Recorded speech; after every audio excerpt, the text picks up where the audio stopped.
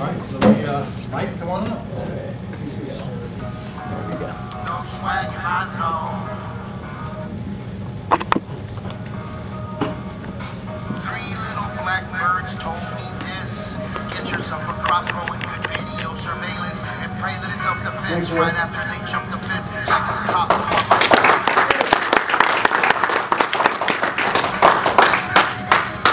Thanks for coming, everybody. Y'all hear me okay? I think we can hear the computer service, so I'll wait till it comes plays through. It's a little song that Mendo Dope does. I don't know if you know those guys, the little hip-hop guys from the West Coast. They write a lot of great songs.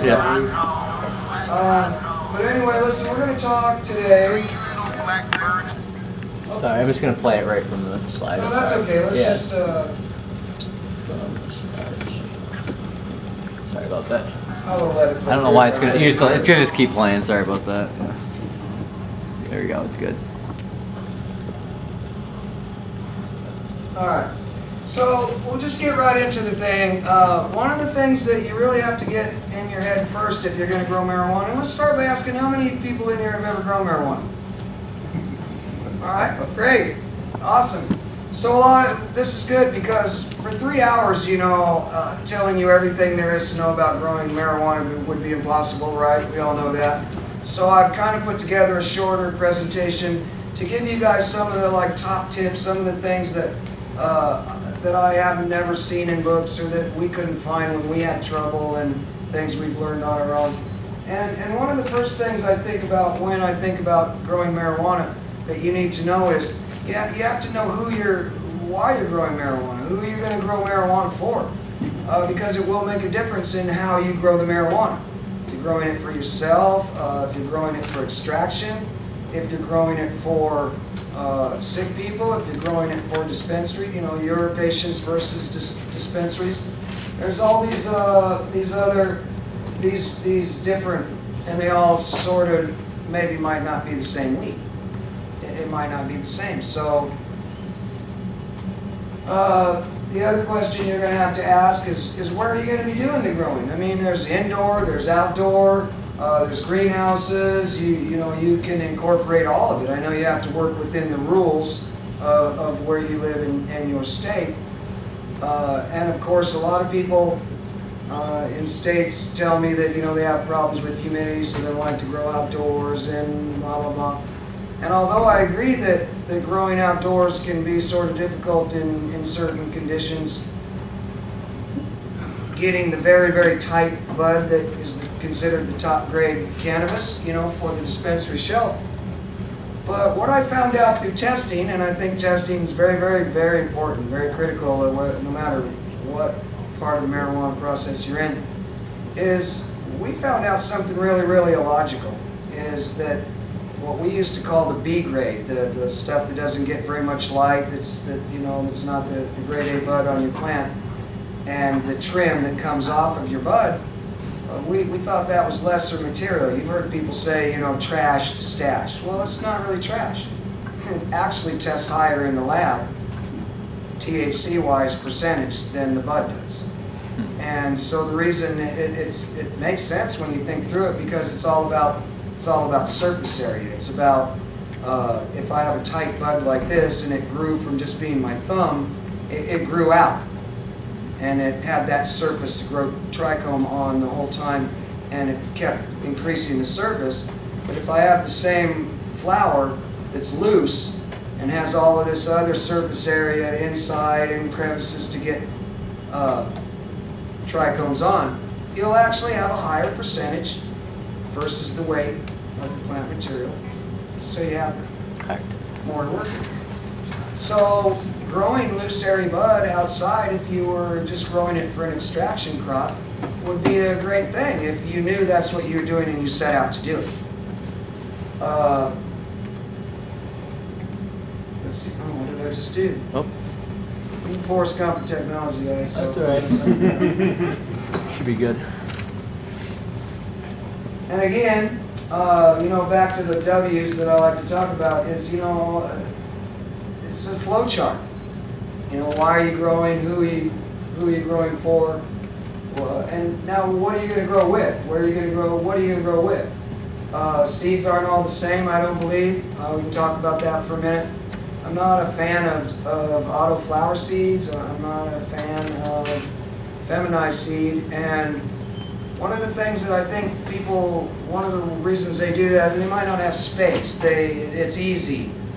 But I don't think it's the best weed. And one of the things I find that people, when they use seeds, one of the reasons they don't do them is because it seems very, very difficult and it's tricky. And when you have to sex the plants, you know, we all know that when you change the light cycle on marijuana, it's very, very, it hates to have its light cycle changed and messed with. And when you flip them back and forth, it really creates problems. It sets them back, it pushes them out, it makes them crazy. And so the one top tip I want to give you about using seeds and sexing the plants today is to grow the plants up and then just keep growing them up as they vegetate. Get them up to a stage where you can take a clone off of that plant without hurting it. And you're going to want to label them all so that you know exactly where your clones came from. And then you can take and root the clones and put them into a bloom, and within a couple week or 10 days you're going to pretty well know what those plants are. You don't have to flower them out, you just want to use them for an indicator. Right. When they show you what they are, you take the corresponding plants that have never had their light cycle changed, and then you toss the males, or maybe you want to take the males and put them off somewhere in a tent somewhere and gather up some pollen. That's also, the males aren't bad, only bad if they're in with your flowering females. So that's what we do with seeds. You know, of course, you guys know clones. You know that there's the soil, there's the ponics, the hydroponics, aeroponics. There's all of these different things and all of these different ways that you can go. So not every grow is going to be the same. But to keep all grows going, you're going to have to do certain things. You're going to have to keep proper temperatures. And I know that's sort of going to be sort of basic to you guys, that you've all done some growing before. But marijuana likes the low to mid 70s. You know, it doesn't like to get its roots cold, so you're going to want to make sure that you keep stuff, you know, in your root zone above 60s, you know, around 60. You're going to want to, you don't want to set pots on the concrete, you know. So another thing about temperature that I want to talk about with you guys, because you're a cold state in the winter, and you do a lot of growing here. And by the way, you guys have some great marijuana here too. Love the Michigan marijuana. But a lot, if I grow, and we did it in the Emerald Triangle, it's cold there, so we grew indoor year-round, and I know they didn't show that on TV, but when you have very, very cold outdoor temperatures, when you have 70 degrees, mid-70s indoor temperature, if in their sleep cycle you'll duct in, especially during blooming, a difference of 20 degrees or more in air in that room overnight, it will add so much natural color to whatever strain that you have and purple it up that it will, and people, I don't know about here in Michigan, but in California people just love purple colored marijuana. So that's something you could do to your room if you're not already doing it, is set up a separate air source that can come in. It doesn't even have to come in from outside. You can bring it in from your basement. You guys have a lot of basements here and things, right? But you can bring that cold air in, not all night, just enough to bring the temperature down, and then until the lights come back on to warm it back up. So it kind of recreates that outdoor thing. Humidity, that's the big one. You'll read in a lot of books that you know, humidity percentages, you know, up above 60%, and really I don't like humidity above 40% anywhere in my grow, except in the clones. You just run into too many problems, and I don't know how the high humidity helps the plant grow better. So I like to keep it below 40. And another thing, a way to keep humidity out of your room, I put up insulated ducting up there, because it's real tempting to go cheap. But what happens is that as you're bringing in, the difference in temperatures again can cause condensation. So what I've seen in a lot of rooms is, like on the ducting the hot air out, is that you'll get condensation on the ducting, and then that's just moisture in your room. All of these things together, I've never done this one before. I paused because I'm like, that's all you're going to say? I only have 3 hours today. So inside too, the other thing is moving the air. If you're going to grow indoors, you're going to have to move that air. One of the things Tawny found out, I had a really hard time explaining to her, she likes to move things around, she likes to change things, and she would see things start happening in her grow. But you can pile up air. Air's like easy to pile up. It can move a sail because even though we can't see it, it has volume. It has the ability to pile up. And you can, if you don't have your room set up in a way that is moving that air right, you'll find that you have problems. You'll have trouble, say like if you have 2 rooms together. You have a bloom room, here's your veg room, and you're circulating air between the 2 of them. You might have a problem getting it to flow right because you've created voids. So, and that leads into CO2 because what I've seen a lot of people do with their grow rooms is they set them up on a controller that when the room gets hot, then it's going to exhaust air, bring cool air in. And if you're using CO2, you really can't keep CO2 in a room like that. And CO2 is very expensive if you're getting it in the bottle or whether you're getting it by using a CO2 burner. It still costs money for the fuel. And if you can't keep it in your room, your plants can't use it. So that's why I always suggest that you duct your light. You get the ducted lights and you duct the heat out of the room. I suggest to people that you keep your ballasts outside the room because they're a source of heat. I suggest to people that you keep your ballast clean because those fins are on those ballasts to radiate heat. So it's not something people think about a lot, but keep your ballasts clean, keep the dust off of them, and they'll last longer. And as far as the CO2 is concerned, if you can keep the heat down in your room, now you can just keep your room in a closed environment. Because plants don't really need oxygen, they only need CO2. That's what they use. As a matter of fact, they don't even need food. You guys know that? I've seen little bonsai marijuana plants, you know, they're budded out with these tiny little buds. It doesn't need food. Plants get their food from the sun. Photosynthesis, they get their energy from the sun. Of course, they need water, but food just builds plant tissue. And the plants don't really need it to do their thing.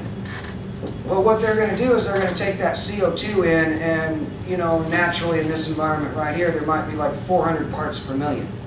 And, you know, you can jack that up to about 12, 1500, you know, anything more than that's kind of a waste.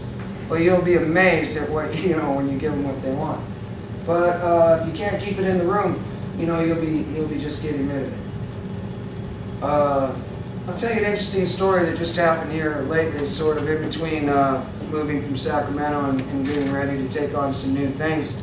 Tawny and I are at my sister's house, who's a cancer survivor, and we'd already sent some plants up to her, some CBD plants for her to grow this summer, and we were going to establish her medical marijuana garden for her. So she was a little too antsy before we got there, and so what she did was she just took some dirt out of her yard and she transplanted them for us because she wanted to save us some trouble. And then, of course, she watered them with the hose because she wanted to save us some trouble. And those plants have been in her house now for like 8 weeks, and they've grown like 2 inches. So marijuana, it wants what it wants. It wants clean water. Aerated water is fabulous for things like your clones. If you can, you know, you soak your clones, right? I'm not really teaching about how to take clones today. I mean, a lot of you guys have grown, so you know when I'm talking about when you soak your clones. If you build yourself like a little bubbler setup for when you soak your clones and you just go put them in the bubbler, they love that. They love that. You just go put them back in their tray and it'll be good. The pH, you know, 6.5. It's kind of what we shoot for. They'll say, you know, 7. There's a little range of it. We shoot for 6.5, but the pH matters. And one of the things that is going to matter, and I don't know if I'm not used to how to put this together, but I'll talk about this now anyway. When we're talking about water, we're talking about pH, we're talking about indoor versus outdoor. A lot of stuff is the same, but a lot of stuff isn't the same. Like, for example, a plant might be able to suffer through a little bit of harsh treatment and survive it, you know, if it's just getting a little bit here and there. But when a plant's in the ground outdoors for 6 months, it's just a crazy amount of time for things to go wrong. Root rot, pH lockup, all of those things. So pH always matters. Well water, if you're outside, you know, I've seen well water that doesn't pH right actually work really well for plants. So I'm not too afraid of well water, and rainwater, if you can collect it, is super, super water. But if you can't get clean water cheaply, you're going to have to make it. You're going to have to manufacture it. I'm sure you guys that grow indoors probably have RO, reverse osmosis systems to get your water. Anybody that hasn't grown, you wouldn't know about that, but it's something that's very, very important. You need very, very good, clean water for your plants. The food. We talked about that. They don't really need it, but you want to build plant material. And there's a lot of different kinds of food out there. Let me just jump up for a minute and make sure that there's a lot of really great 1-2 systems out there. You know, all the companies have them. BioViz has them, and I don't even know why I say their name, but all these companies have these 1-2 punches with some additives that you can add to them. What I tell people is that's a great way to learn how to start gardening. Is get something that you can count on, something that, you know, will help walk you through it. And I always teach people to have a test plot. No matter how, you know, big you get, you could always stand to have a test plot, because that's where you find out things that you want to know. You have your bread and butter over here, you have your little tent over here. Somebody says, hey man, you need to try such and such. Don't try it on your whole garden. Try it on a little mini garden over here. You can experiment, do lots of experiments on a little mini garden. And that's where you can maybe fine-tune your own mix and match of things, your own ways of making products. A good one, like for example, is, you know, we use mycorrhizide, right? And generally speaking, we go and we buy mycorrhizide. But one of the best places to get mycorrhizide that works better is hair. Seriously, you go to the barber shop, or you know, if you've got a big family and you're cutting boys' hair all the time. You know, if I had boys, I would never let their hair get longer than like that, and then I'd just harvest it. Thank you, son. Thank you. Because it's not as smooth as it looks. It's not. It's very, very porous, and it's got a lot going on. And mycorrhizide lives in there because it's just naturally in the environment. So hair mixed into your soil is cheap, free, better mycorrhizide. And your food could be too. You know, I mean, I always tell people, grow other things. You'll learn a lot. And talk to people who grow other things. You'll be amazed at what you can learn from people who know nothing about marijuana. It doesn't live in a vacuum. It's not a plant unto itself. It does have some special needs and peculiarities, but the food thing is another, going back to, I can't tell you what's right for you because you have to answer the W's. Who are you growing for? If you're growing for a strictly recreational market and it's all commercial and you're just growing for as much money as you can make, we all know hydro is going to like be your best friend, right? We all know that high nitrate commercial fertilizer is going to be your best friend because that's what's going to give you the most plant material. But you know, for your sick aunt, you know, that you're going to make medicine for her, I'm not sure that's the way you want to go. So again, it depends on who you're growing for. Tawny and I, we grew mostly, even indoors, we used soil, and we mostly went organic because we weren't really trying to, you know, be ganjapreneurs. We were just trying to help people, and people that didn't have very much money. And so we tried to do what we could do as cheaply as we could do, but we always tried to do it, you know, if you can pick up a little something over here. I don't know if you saw, if you've ever seen anybody take and make like a big bundle of material. You can make, use stuff off of your farm if you have like a property, and you know, you can take all that mulch stuff and kind of gather it up and kind of, rot it down and get a nice little fertilizer there for yourself. There's lots of ways to do it. You can when you learn how other people garden other things, that's when you'll learn all these little tricks of how to get some free food for your plants that works. So whether you're indoor or outdoor, we have enemies. That's what's gonna disrupt your grow. That's what's going to make you cry and keep you up at night. Nothing. Tell me if this isn't true. Nothing will make you relate to the early pioneers and the settlers of our country like watching your marijuana grow have troubles, right? I mean, it's like a story. That's heartbreaking, isn't it? I mean, it's nothing worse than that. And so some of the things that can do it, of course, heat, humidity, like we talked about, the disruption of light cycle.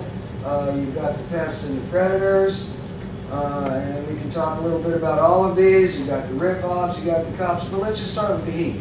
Outdoors, you can do nothing about it. But luckily enough, outdoors, the plants seem to be able to deal with it. Indoors, it's a different story, but I've never seen marijuana suffer outdoors except in very, very dry climates. You have to make sure it has water. You have to make sure they have more water, but that's not here. This is like Arizona, Nevada, places like that. But the heat is something that you just, if you can't get the heat out of a room, you can't grow marijuana in there. You just can't. I mean, I saw somebody one time, they were going to go buy a tent, and I'd been to their house, and I was like, where are you going to put it? They said, out in the garage. You can't put a tent in a 110, 120 degree garage, stick a light in it and grow marijuana. You can't do that. So you've got to be able to control the environment. And in terms of humidity, another mistake that we make as growers is we go run out and we get an air conditioner and to knock the heat down, and we get a dehumidifier to take the moisture out of the air, and they're fighting against each other because the dehumidifier is making heat in your room as it dries the air. And so if you're going to set up a grow for the first time, or you're going to redo your grow, look into a more commercial application air conditioner that dries and delivers you dry, cool air. It's dry when it gets to your room, so you don't have to run a dehumidifier at the same time. That's the kind of air conditioner that you want, and that's going to help you keep your humidity down. The better your soil drains, the better your plants are going to do, the less problems you're going to have with the roots. But also, that's the best way to keep humidity out of your room too. If you let water sit in that dirt, it's just going to keep making humidity. So when it runs through, generally speaking, over the course of a few hours, if we're servicing the grow for the day, we'll go in, give them what they want, and then we come back and then we just vacuum out the trays from start to finish again. And that's it. That's what they got for the day. So that's another way to keep your humidity down. The disruption of the light cycle, of course, we talked a little bit about that, but I can't stress it enough. They absolutely hate it. They absolutely hate it, and even by just a little bit, they hate it when you're doing light deprivation outdoors. One of the things that I do to make sure, does everybody know what that is? Light dep? Mm-hmm. No? Okay, good. Let's talk about that then.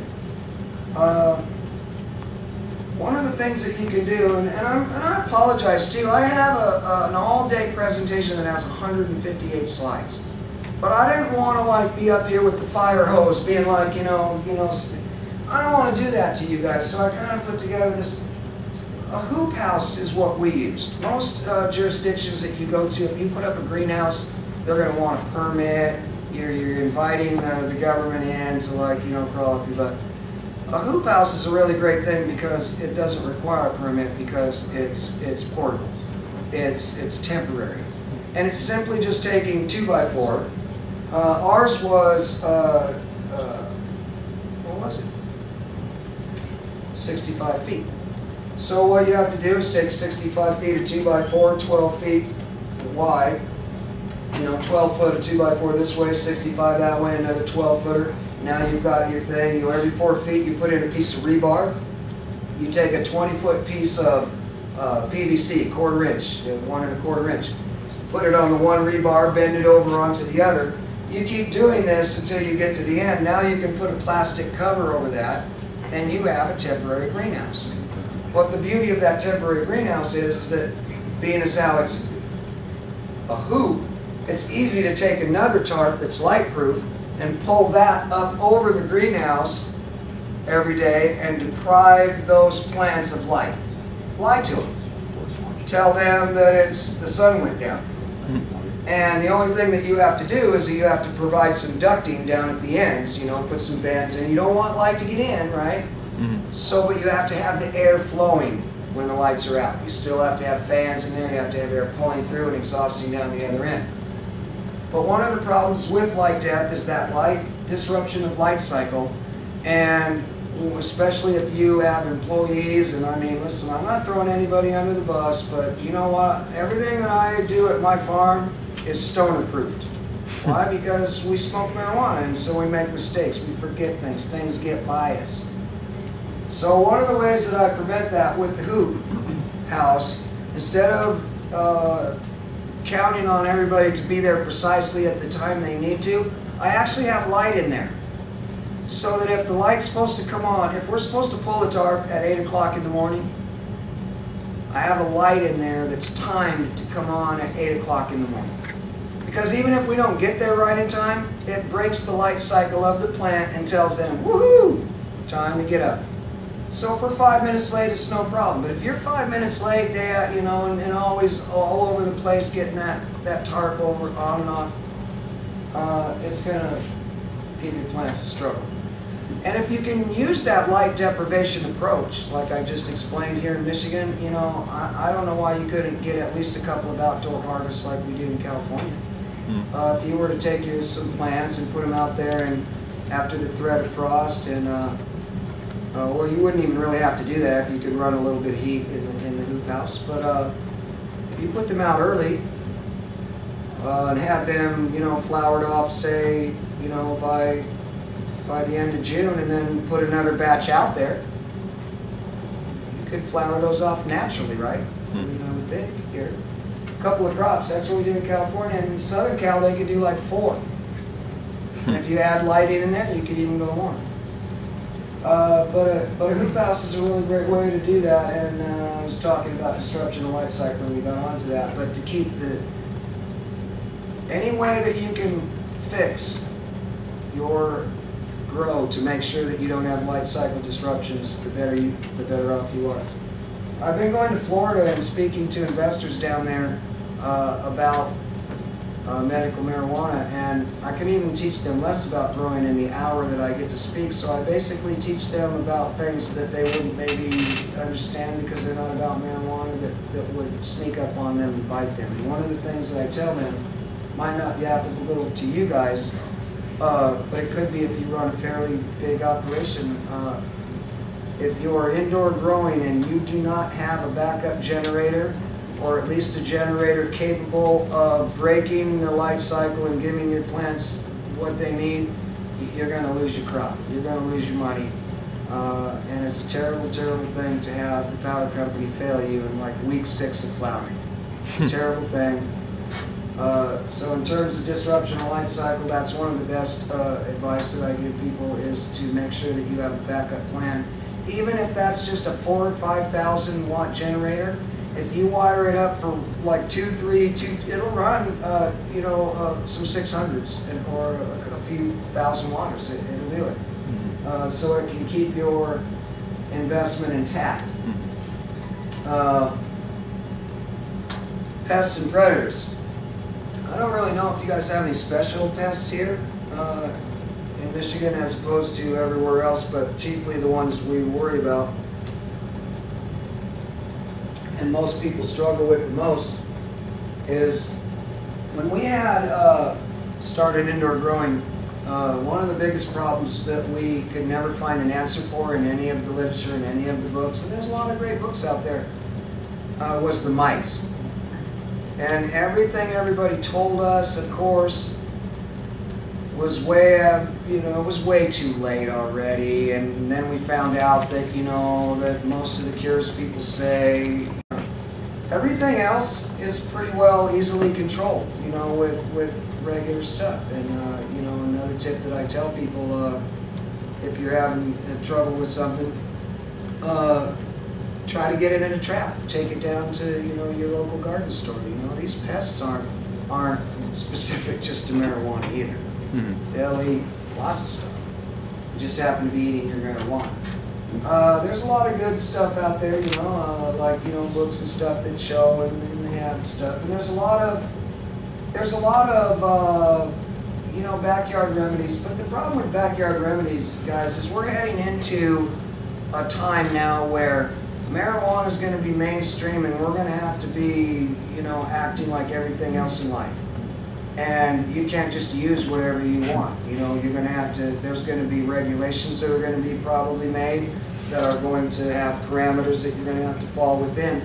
And so, the backyard remedies for a commercial licensed operation are just not going to be allowed. You're going to have to know of some products and find products that work that you can use. And a lot of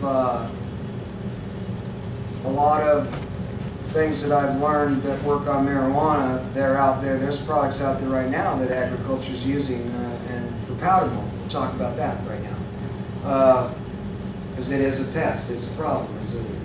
It is a living thing. It's a pest. But in California, they have a problem with powder mold with grapes, and there they use a product. All right, I would just go ahead and get a green photo right there. Styloid oil, this is called JMS styloid oil. Not entirely sure what it's made up of, but that's what they use to control powder mold on grapes in California. And so, have I ever tried it? No, but it's going to be one of those products that if they regulate and say, okay, well, you can use this because we already use it. Another one that I learned about that is very similar to a home remedy for powder mold. I don't know if anybody's ever tried hydrogen peroxide. It's a very good home remedy. You can dilute it or not. I've never seen it undiluted hurt anything. But there's actually a commercial product that they use on golf courses in Hawaii. And they're super anal about their environment in Hawaii, right? They're not going to let stuff run off into the sea. It's called Zerotol. Zerotol, Zerotol. And when you spray it on, it gets rid of the powder mold, and when it dries, its byproduct is oxygen. So it's kind of like hydrogen peroxide in that sense.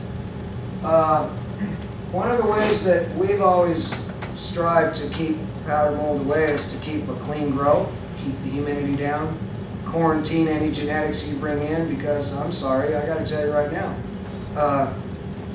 when I read that the U.S. government was using, or they experimented with using marijuana as a truth serum, I laughed my ass off, because a lot of people that I know in the marijuana scene, they lie.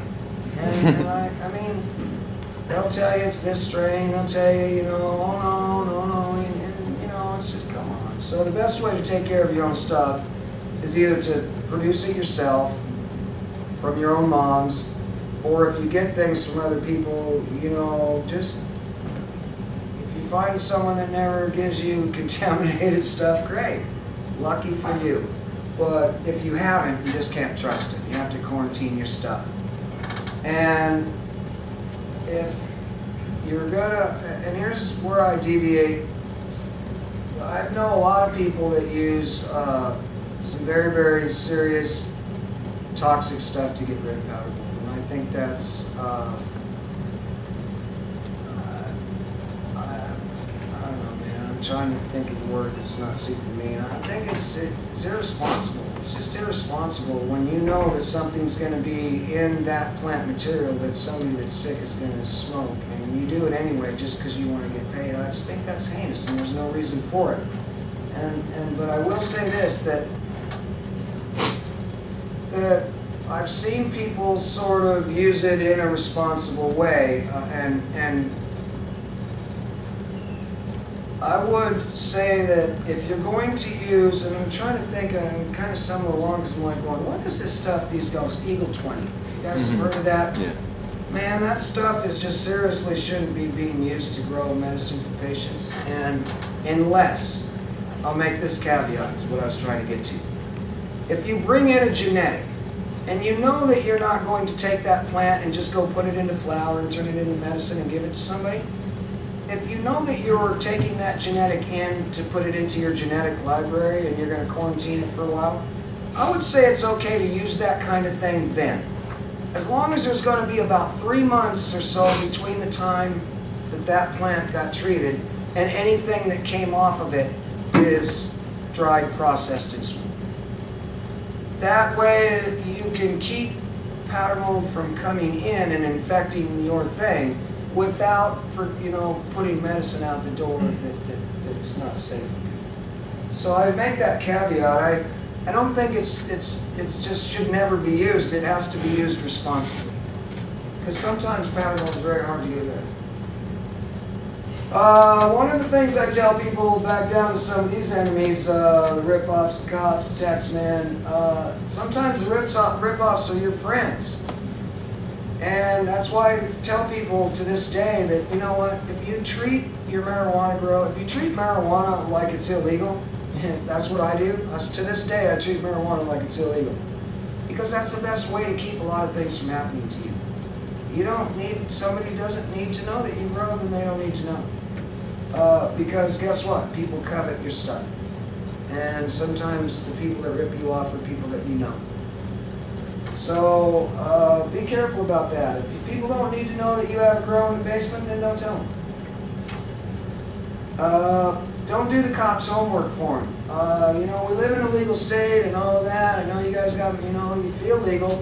But I never get rid of grow trash in my regular trash. I just don't do it. I wouldn't do it in 1970, and I wouldn't do it right now, because that's just, when you put your trash out on the curb, you don't own it anymore. And it's public property. Anybody can come up, dig through it, take it, the cops can go look through it. So if you don't want them to know that you're a grower, be careful. Treat it like it's illegal.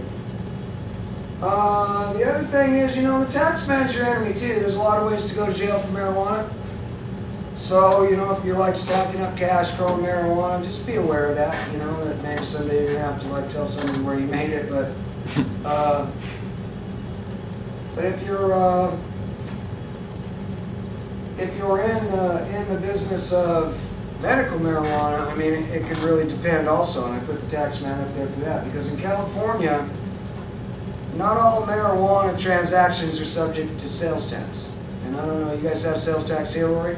Yes. So everything Rory sells at Arborside is subject to sales tax, but what about patient to caregiver? Is it subject to tax here, the money, the transaction? Not to sales tax, but maybe to income tax. So I'm just saying, be careful with that, because I just got a letter in the mail the other day, and they want to talk to me about supposedly some money that I made on marijuana. I'm making money in marijuana. So,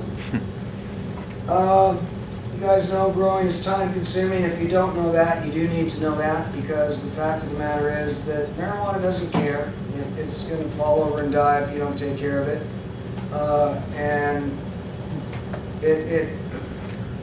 I said the other day in Florida, it was kind of funny because I talked to him about 5 minutes about marijuana, and the only clip they put in the news clip was me saying there's no such thing as a lazy hippie growing top shelf marijuana. But that's the truth. Marijuana is, you need patience, you need endurance, you need to stick with it. The plants need what they want, and you only have, it's a limited time. You have like maybe that 60 or 70 days that you're working with it, that you're flowering it out, and when you put something off for 2 or 3 days, that matters 2 weeks from now. So you hurt yourself by not giving them the attention that they need. One of the things, if you haven't already found out about cannabidiol, high CBD marijuana, is a little bit more difficult to grow than medical marijuana, than regular marijuana.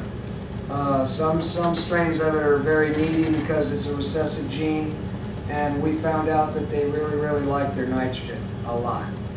And we also found out through testing that it's not maybe the same paradigm as working with high THC marijuana, where you're looking at those trichomes and you're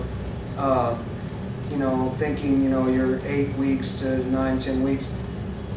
We've found strains that have the highest CBD when they're harvested like 6 weeks into flower. And of course, that's not going to be like a mature, really firm flower, but that's the twist of CBD. Most people these days are not after that flower anyway. They're just after the CBD. They're after the cannabinoids. So CBD is one of those things where I'm a little bit mystified as to why the bar is as high for what cannabidiol marijuana looks like as THC marijuana, when it's really difficult to grow it that way. In California, there's people that are, demanding that their CBD marijuana be trimmed. I don't understand that one either. I see the fan leaves being taken off, but the leaf there's a lot of magic in the leaf. So, I think we have to just kind of look at things and thinking about them in proper ways and in efficient ways as growers, and not let people demand things of us that are time-consuming and expensive to us and pointless. Why would I want to trim CBD weed when you're just going to grind it up and extract it? Well, I don't know what it costs to get weed trimmed here, but in California, people think they're pretty spiffy if they, I don't know, people want to get rich out there. You get people saying $20 an hour, $25 an hour.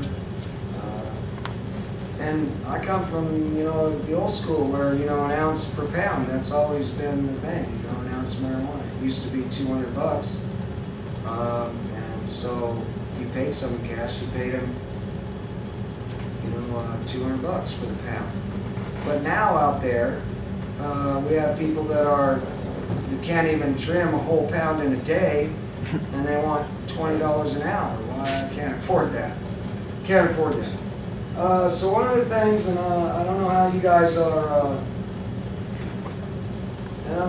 it's kind of been the same. I'll try to not be off topic. One of the things that Tanya and I also found out, and it's about the trimming, is that when you're doing outdoor and you have a lot to do, you're sort of at a point where you can be held hostage. And we let that happen to us maybe like 1 or 2 times, and then we said never again. So we cure and dry our marijuana a lot different than other people do. We don't wet trim it. We don't. Let me start. First off, let's see. No, that's what we're talking about right now. When we cut our weed down, we pull all the fan leaves off, and we go in and I chop it into lengths that I think will sort of dry evenly.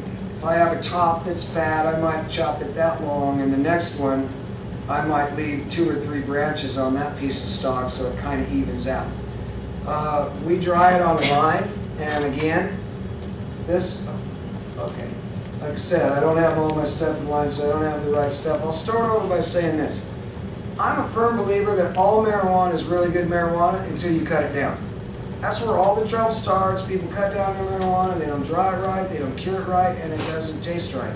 And people don't want to have to tell you that your marijuana is harsh, that it doesn't taste good, that they don't want to hurt your feelings, but they don't want to buy it. And so what we do is we hang it on a line for 3 to 4 days. And that's going to be a subjective thing according to your room. But the most important thing about drying and curing your marijuana is it wants its temperature and humidity right too. I like high 60s, low 70s, 50% humidity. You may need to add humidity to your dry room. You may need to add it because you need that 50%.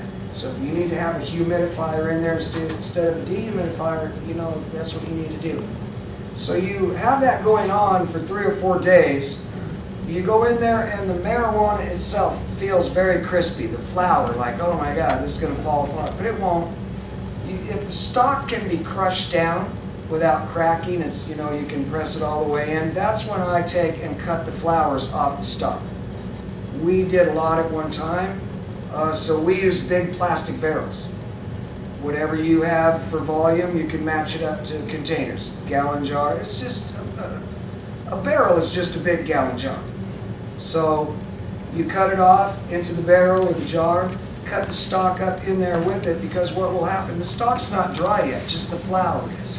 It will pull moisture back out of that stalk and out of the stem and the flower, and it will sort of rehydrate itself. But that's when you have to be careful, because now you have to like cure it out over time. Take the lid off, let the moisture out, put the lid back on, and do it slowly over about 7 days, and you'll be able to then take that marijuana and you'll be able to put it off in the corner and leave it with the lid on. It won't degrade, the light won't get to it. We've had marijuana in a barrel for up to 2 years, and people couldn't even really tell it was 2 years ago marijuana. It's a really good way to process it. And then, as help comes available, after the, you know, the Croptober, you can get people who have nothing better to do than come trim for you for an ounce a pound. And you're trimming dry weed instead. The other advantages to doing that, remember how we talked about there's more THC in the loose, airy marijuana, so it tests higher?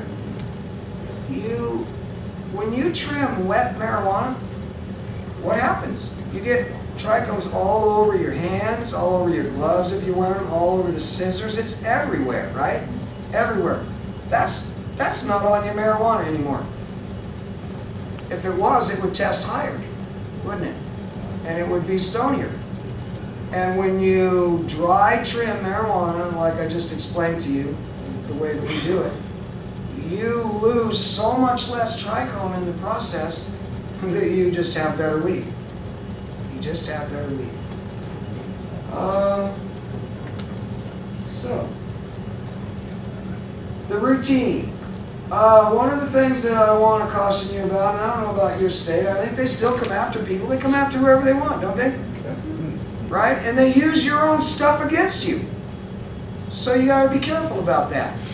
Has anybody ever seen like a show on TV where they show you about an aircraft carrier? Have you ever watched that on the flight deck? They have that little model there. If a plane flies off the boat for real, they put it off over here in the blue on their little game board. They can spend all the money in the world. They do, the Navy. They're like the military. But even in something as high-tech as an aircraft carrier, they want to be able to look and go, you know, and see where it's all at, so they use these little models. So one of the things that you can do to keep track of your stuff in your grow without creating documentation is you can have a calendar and you can just move colored magnets through your calendar. If once you learn your own little system of code of, you know, this colored magnet is this stage of growing, this colored magnet is this, you can look up at your calendar and go, oh yeah, those will be done in 2 weeks, or those will be done in a week, or those have been in veg for, without having all of this stuff that says, that identifies all of this information against you, how many plants you grew. No matter how many magnets are on a stupid calendar, what are they going to prove that? You just go, oh, it's what's that, you know, when you rake rocks, you know, or whatever, that little jet, it's like that. It's a little stress releaser thing. Don't create evidence against yourself if you don't have to. Get those visual aids, like I said, the calendars, you know, journals, felt board, whiteboard, something that you can, you know, wipe on. Because whether you know it or not, if you grow maybe 20 plants this year, maybe you grow, and you think, oh, well, I'm good to go. No, they can go back on you and say that over the course of time they can add it all up and make it all count as one charge. A continuing crime. So don't document that on yourself. Maintenance. One of the things that's very, very illogical about marijuana that it's very hard for people to seem to, less is more. Less is more. if you see plants that are like outdoors, and you see a lot of plants on Facebook, and it's a big tree, yeah, but you know, you look at it and you go, wow. There's no way that air can flow through those plants. There's no way. There's no way that all that marijuana on that plant is going to be good, usable marijuana. And there's also no way that when you say to yourself, well, you know, it'll make good hash. No, it won't. It might make some hash, but it won't make the best hash. And not only that, the hash it makes isn't worth the energy that it pulls from your main colas. So pruning and trimming of plants, I can't stress it enough to you guys. Less is more. We like to be able to look at a plant and be able to look through it. We like to be able to see the air can flow through it then. And you're going to have a lot less problems either indoor or outdoor if you keep that stuff trimmed up. We like to go, you know, if I had a branch this long on a plant, about this much of it right here is going to be completely bare. And everything on the stalk all the way up. Pruning and trimming will give you better, more quality. It'll give you more weight and better quality. It's illogical, but less is more. The pest and disease management, we talked about that a little bit. See, I got out of whack on that. But the MyGrid is up there for you, mygrid.com. The maintenance of the water and food in between the indoor and the outdoor, I wanted to talk about a little bit now too, because it's a different routine indoor than outdoor, right? Outdoor is going to, depending upon the weather, maybe, you know, fluctuate your schedule, you know, when you're going to do it. You may be able to do a very nice, consistent routine indoors. One of the things a lot of people that have grown indoors a lot and they move to outdoors, they don't pick up on, they don't understand. Plants that are in a pot for only a couple months are going to not have very much trouble in terms of root rot. And when your plants are out there for 6 months and you're packing this food into them and all this compost tea, it really is a good way to just have the plants lock up and start having branches, you know, like wilt away, and it's easy to get root rot. So one of the things that we are real careful to do is we flush a lot on outdoor plants. We don't like to use mixtures and stuff that has worm castings. Worm castings are good, but when you start pouring, there's residue of them that you, unless you're straining your stuff, it goes in there and it starts clogging the hole. And now the hole can't drain, and it's, you know, like the end of July, and you start getting some problems with the plant, start getting root rot. So, really matters. And another thing that we do outdoors that's a little bit different than other people is that, you know, if you ever seen any pictures of our plants, you see that in the corners that we have like flat river rocks laid out. It's because we like to pour the water onto the rock and let it flow into the hole, because when you expose the roots that are close to the surface by disrupting it with the hole, you know, whatever you're spraying with or you're dumping stuff in, you know, it's just another one of those little things that, you know, the plants don't like disruption. So we, man, I jumped ahead a couple times, didn't I? I jumped ahead into harvesting too, cutting it down. Might have been a little too short, but guess what?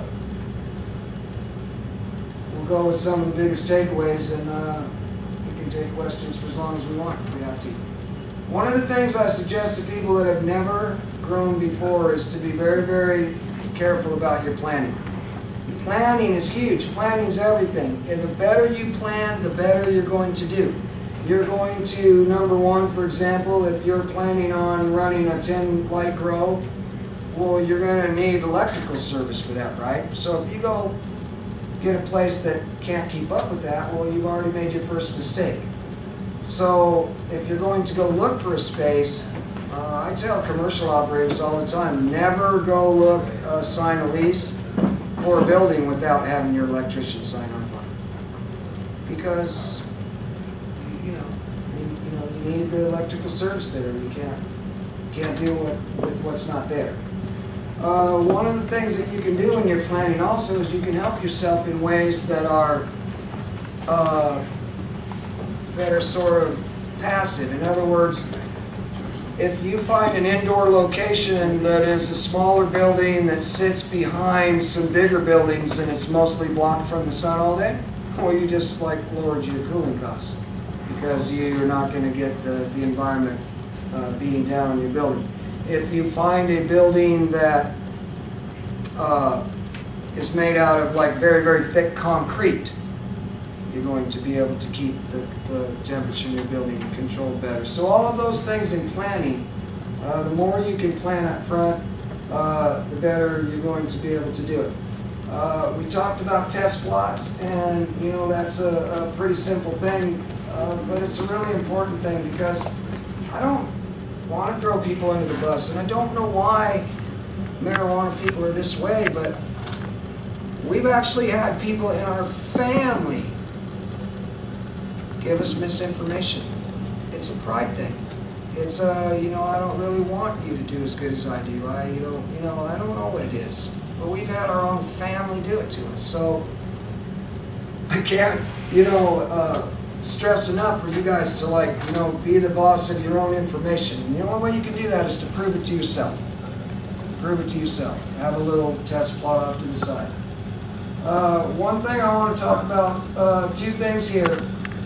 There really wasn't a place to talk about them in there, but I'm going to talk about them here. I don't know if you've seen anybody, there was for years, there was this big Facebook hullabaloo going on about 12+1. People say it doesn't work, this, that, the other thing. 12+1 is a way to do your indoor lighting that will save you 30% on your electricity. It will give you better plants, and it's been being done in Holland since like tulip days. They found that by going through the greenhouse in the middle of the evening, or the dark period, with a lantern, that the plants would not go into bloom, the tulips. Well, this gives you control over when you're going to bloom your plants for things, and it's actually done a lot in the flower industry now. It's taught in a college book called Greenhouse Techniques by Nelson. And simply put, 12+1 is just 12 hours of light, excuse me, followed by 5.5 hours of darkness, 1 hour of light, 5.5 more hours of darkness, and then it repeats itself. They will never go into bloom. They will stack internodes very, very tightly, so you're going to get better bud. And when you put them into bloom, they explode into bloom because they're dying to. I mean, we bloom at 11 hours too, so that's another. I mean, they just go right into bloom. You'll hear a lot of criticisms about it, but I'm here to tell you it absolutely works. There's really no reason whatsoever to not use the 12+1 lighting system. The only thing I will say is that we have found that some moms, they don't really like it so well. So if I was going to get back into growing again and I was going to set myself up with another indoor facility that had, you know, that was full loop, where I had my moms, my veg, my bloom, I would put my moms on 18, my veg would be on 12-1, and my bloom would be on 11. That's the way I'd run my grow. 12-1 absolutely works. It's a fabulous way to grow marijuana. But here's what's going to happen too if you grow marijuana for very long indoors. How many people have heard people say, well, I've lost my genetics, or, you know, I need to get some new moms. That happens a lot, especially in California. I'm surprised here, but the longer you keep your genetics under artificial light, the cannabinoid profile is going to fall away. The taste and the flavor and the punch is going to fall away. It'll be like, you know, God, what happened to this weed? It happens all the time. And what's happening is that the sun cannot be replicated indoors. The longer you keep marijuana indoors, the further it's going to decline. And the way that you can prevent that and never have to ever replace your genetics, never have to go get new moms, never have to see a decline in your quality or any of that, is to rejuvenate them. And simply put, that's just reintroducing the sun to your plants. There's a couple ways to do it. Probably really only one is really is practical, because the first way that you could do it would be to keep your moms indoors where they're at, take clones off of them, take them outside, you know, acclimate them, and then let them grow outside over the course of 6 or 8 weeks, and then bring them back in. But as we all know, that would be a fairly good sized plant to be bringing back in. So I've seen it over and over and over again, whether people want to admit it or not. A guy came up to me. He actually had some of our weed in his grow room that I cloned out for him, so I knew him. And he came to my house and he said, "Man," he says, "I'm losing my genetics." And I went, "Dude, what do you mean? Those plants I gave you?" And he's like, No, they're doing good." He goes, "But my stuff is terrible."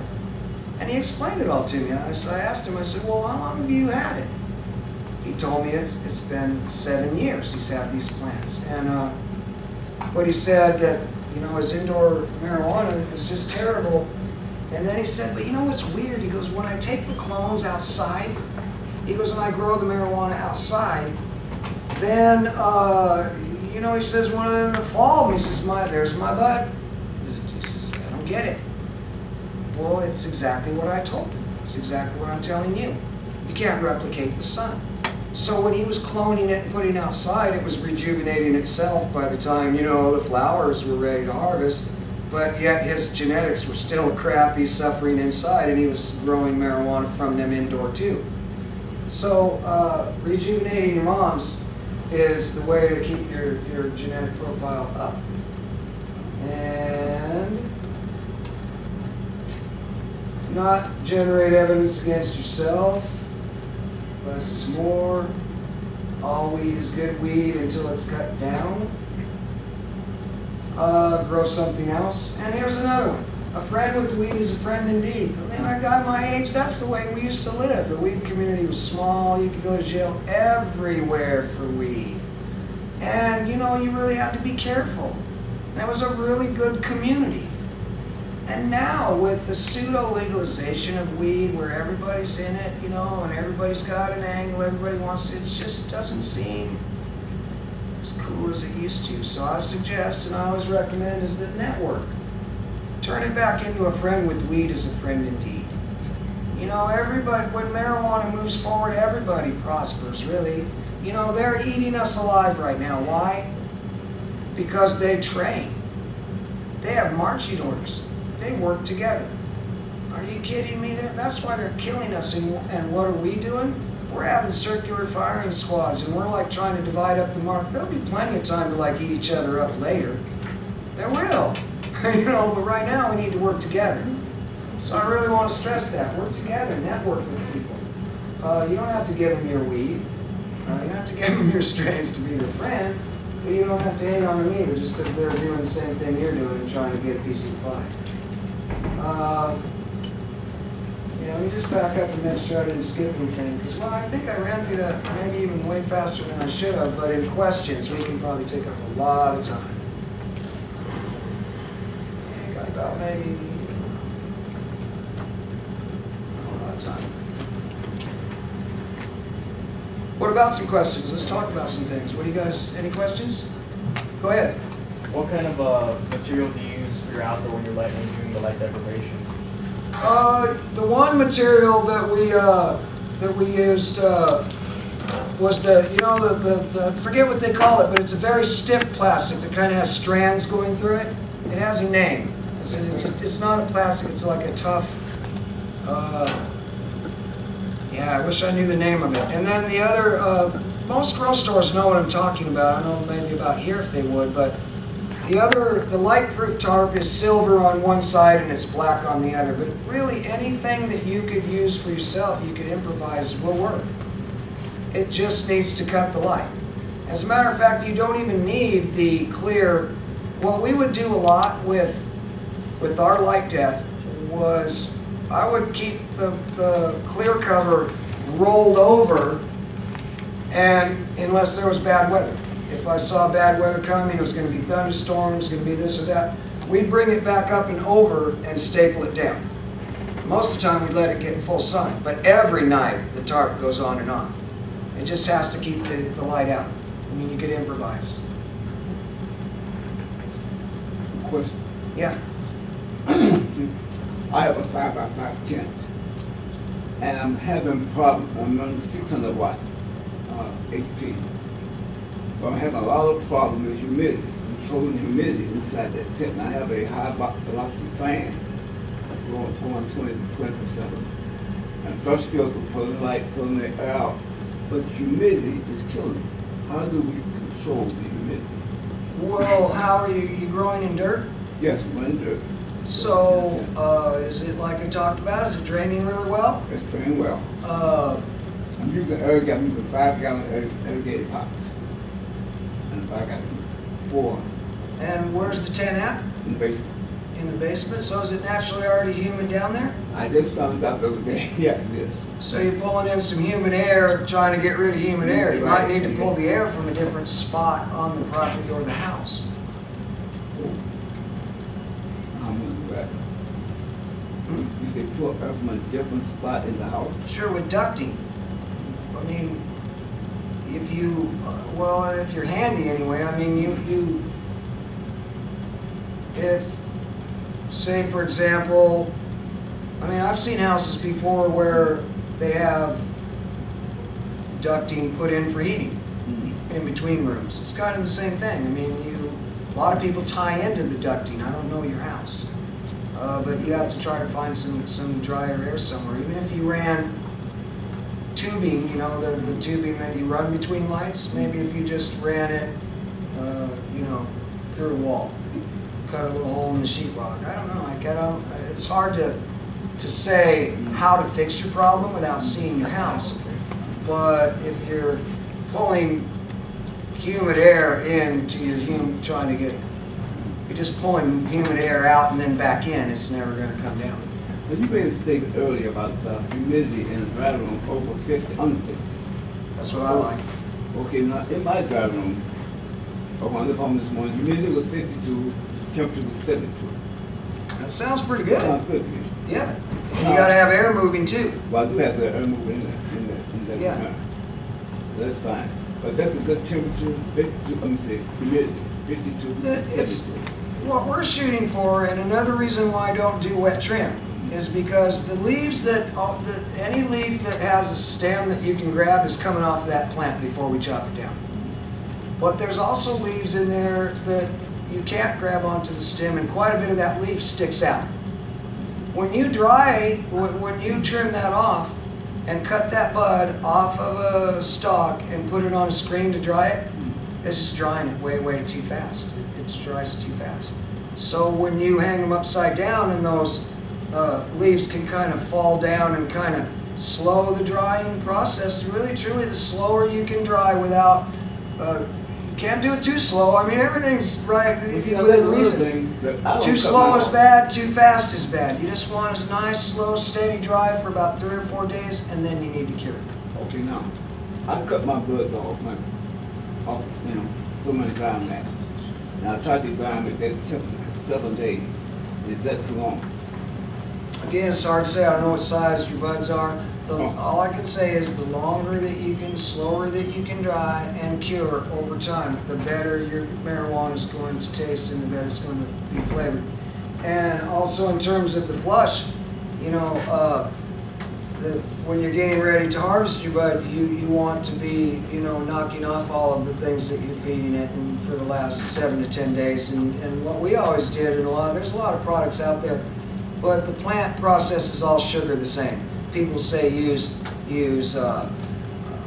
molasses, and use this, a different kind of guanos, and we tried a lot of different stuff over the years, and what we found is the plant seems to process no matter what sugar you give it the same, so we just use white sugar. It'll work just as well as molasses or anything else. It's just something for the plant to consume while it's, you know, in the last days of its life. And because if you don't do that, what you're going to find is that, you know, all of that fertilizer and stuff that's in the plant material is going to make your weed taste bad too. But when plain pH water, or plain water, eliminates some of the nutrients in the dirt. It pulls out salts, it pulls out, you know, and another thing that it also does is that in nature, if you see marijuana either outdoors or indoors that is, well, and more outdoors than indoors, but if it's really close to harvest and it's really luscious, bright green, that's just not even good at all. It's not even being done properly because the natural process of it is for it to be dying off in the fall. It's to be losing, you know, and to consuming itself to try to complete its mission, which is to procreate. And that, I'm not a scientist, but in the process of doing that, that's why some of the stresses that we put on marijuana cause it to ooze more, cause it to get better resin, better production of it, because all it cares about is trying to do its job. And it will consume itself to do that. And that makes for better flavored marijuana too, because you get a lot of that chlorophyll naturally out of the plant. So we always tell and teach to flush and, you know, use a little sugar at the end of some kind. As you can tell, I'm new at this. No, that's fine. This is great. I kind Is of, there another when everybody way? raised their hand, I was like, what am I doing here? Now, is there another way to tell whether what's the time to harvest other than the trichome? You know what? No, and especially in today's marijuana world where, you know, it used to be it was very, very easy to tell. You have like, you know, your equatorial strains, your sativa, you know, like, you know, very long, narrow leaf, you know, indica fat, you know. Now with today's hybrids, I've seen marijuana that takes 75 days to flower and it's got big fat leaves. It's all mixed up now, so you really can only go by the trichomes. You really have to just, you know, pay attention to them. Comparing to the trichome, to me, is very tricky because I'm cold, right? Yeah, well, you could get one of them grandkids of yours and say, I'd be happy to come look at it. I'm not right to do it. What do you see? What do you see? Teach you the old farm. Yeah, no, I know the feeling though, because listen, I'm 54, I don't see I'm well. 73. I'm 73. There you go. I don't see good up close, and those scopes, you know, I'm Yeah, like, those you little know, 35. I just want to throw it against the wall. Great for looking at I can see one thing, trichomes. and she said another thing. So, It is subjective. Yeah, So, yeah, really. Like I had a problem last fall with bud rot. Yeah, me too. We had some time, it was out in the greenhouse and whatnot, and I'd had a few panels pulled off of the top because of the cold weather, or the warm weather. And we had a series of wet, probably about a 10-day stretch where every other day over a 10-day period it got wet. And I found myself out covering it up every night, trying to keep everything covered and right, but still hacking off big sections of product and throwing it in the trash can, trying to keep it from you know. Finally, I took it, you know, a couple weeks early because I figured if I keep up at this rate, it's going to be waste anyway. Yeah. So, do you have any kind of suggestion to try and, other than just like you said earlier, just trying to keep it dry to begin with? Yeah, trying to keep it dry. And one thing that I see people do, and then I see people talk about it, and I don't know, I mean, I had to learn on my own because I used to shake plants too. I don't mess with them, man. I don't shake, because I think that just makes it worse. Because water has, you know, you ever seen like bugs that can like travel around on top of the water and all that, right? It's because of water surface tension. It's the same reason why, you know, a cup can actually hold more volume than it really, because the water surface tension can let the water heap up above the cup. Water left to itself on marijuana will run off. But when you go shaking it, you're like allowing it down into places it wouldn't have gotten on its own because of the water surface tension. Make sense? So I never do that. I never shake them. And the other thing that we do, one of the ways that people can do whatever they want. When I try to teach people, I say, this is what we did, this is what we worked, we don't do this because this happened. But the way we always did our outdoor plants, I tell people that when you go for a hole outdoors, if you can't lay down in that hole, and if it was filled up with water, if you wouldn't be able to drown in that hole, then it's not a good enough hole for an outdoor marijuana plant. It really likes a lot more room this way than that way. But we had 6 by 6 holes. And so we've got a square, thing dug up all the way out, easily you can drive stakes in the ground because we've worked the soil. So, I mean, if you have a big tree sitting in a smart pot, you know, outside, what are you going to do with that? How are you going to do? So what I'm saying is we've already have ground that we can easily work. So I would take 2x4s and put them on a table saw and split them lengthwise, you know, about that wide, and of course they're as wide as the 2x4. Point the ends, and I beat those into the corners, and we use cotton string. That's number one, how we support it, but the benefit of that also is then I can take more of those and I can use a little screw gun and I can, you know, over here in the middle of the hole, I can put one in over on the other side, and now I can make a pup tent kind of thing by using a screw gun and some more sticks and just put some plastic on it. You can keep them from getting wet, and the better you can keep them from getting wet. Yeah, I mean, we never had rot because of that. See, I think it's humidity in the area, because I grew in Ohio, same thing, and I had mine in a hoop house, totally hooped it last year. I had 6-foot plants, trichomes are good, same thing, and I get gray molded, everything, you know, it started at this bud, and I threw everything in the compost pile. Well, here's another thing, you know, I guess I could have maybe trimmed this thing better and fleshed it out a little bit, but back to trimming and pruning again. One of the important things when you do trim is not to be like a rip and tear guy. No. You got to have patience. You go in there, and anybody that's worked with marijuana knows that the minute you go in and you try to tear something off, a lot of bark comes in. Bark tries to come with it. It strings. Once that dry, every wound you put on a marijuana plant is a place that's going to dry. That as soon as it gets moist, it's a place where mold can start. So if you're in a particularly bad place like this, you know, and you're having that trouble, and I guess, you know what I would try to do?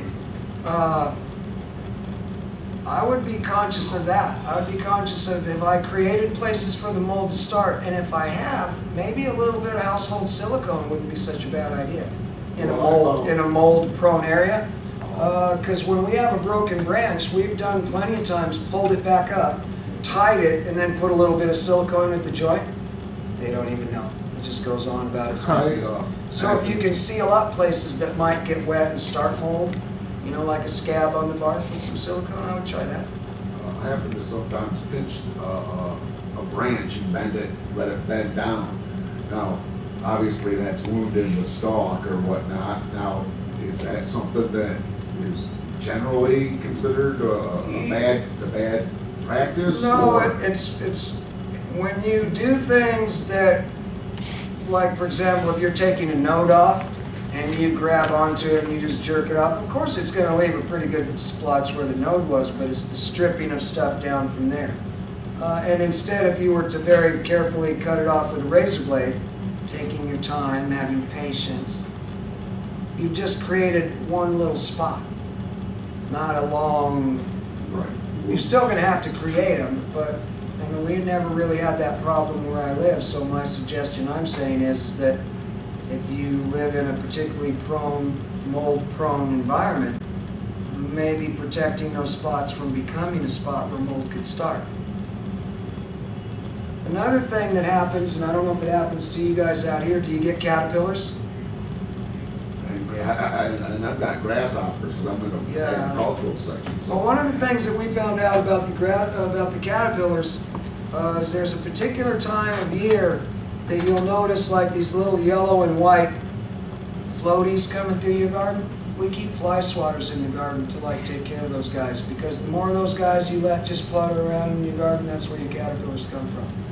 So we kill those off. But when you do get them, we've had a lot of times, we'll find them, dig them, and then cleanly cut that with the razor blade and leave the rest of the bud on there, and it'll go all the way to finish. But the caterpillars, they come from those flying little guys. So the boars, that when you see the little, it looks like dandelion, when you blow a dandelion, the little flakes that come off when they're white, that's what is like the no, they're little moth or butterfly things that float around in your garden. They're like white, and we found like they were like white and orange is where we live. And I learned See, I over get time, I bored. just put it together. I was like, you know, they gotta be the ones that are getting us. So keep an eye out for flying stuff in your garden like that. And you know, I'm not a Buddhist, so I don't have any trouble swatting it. I don't, you can't have my meat. So that's how we take care of that. What else? Yeah.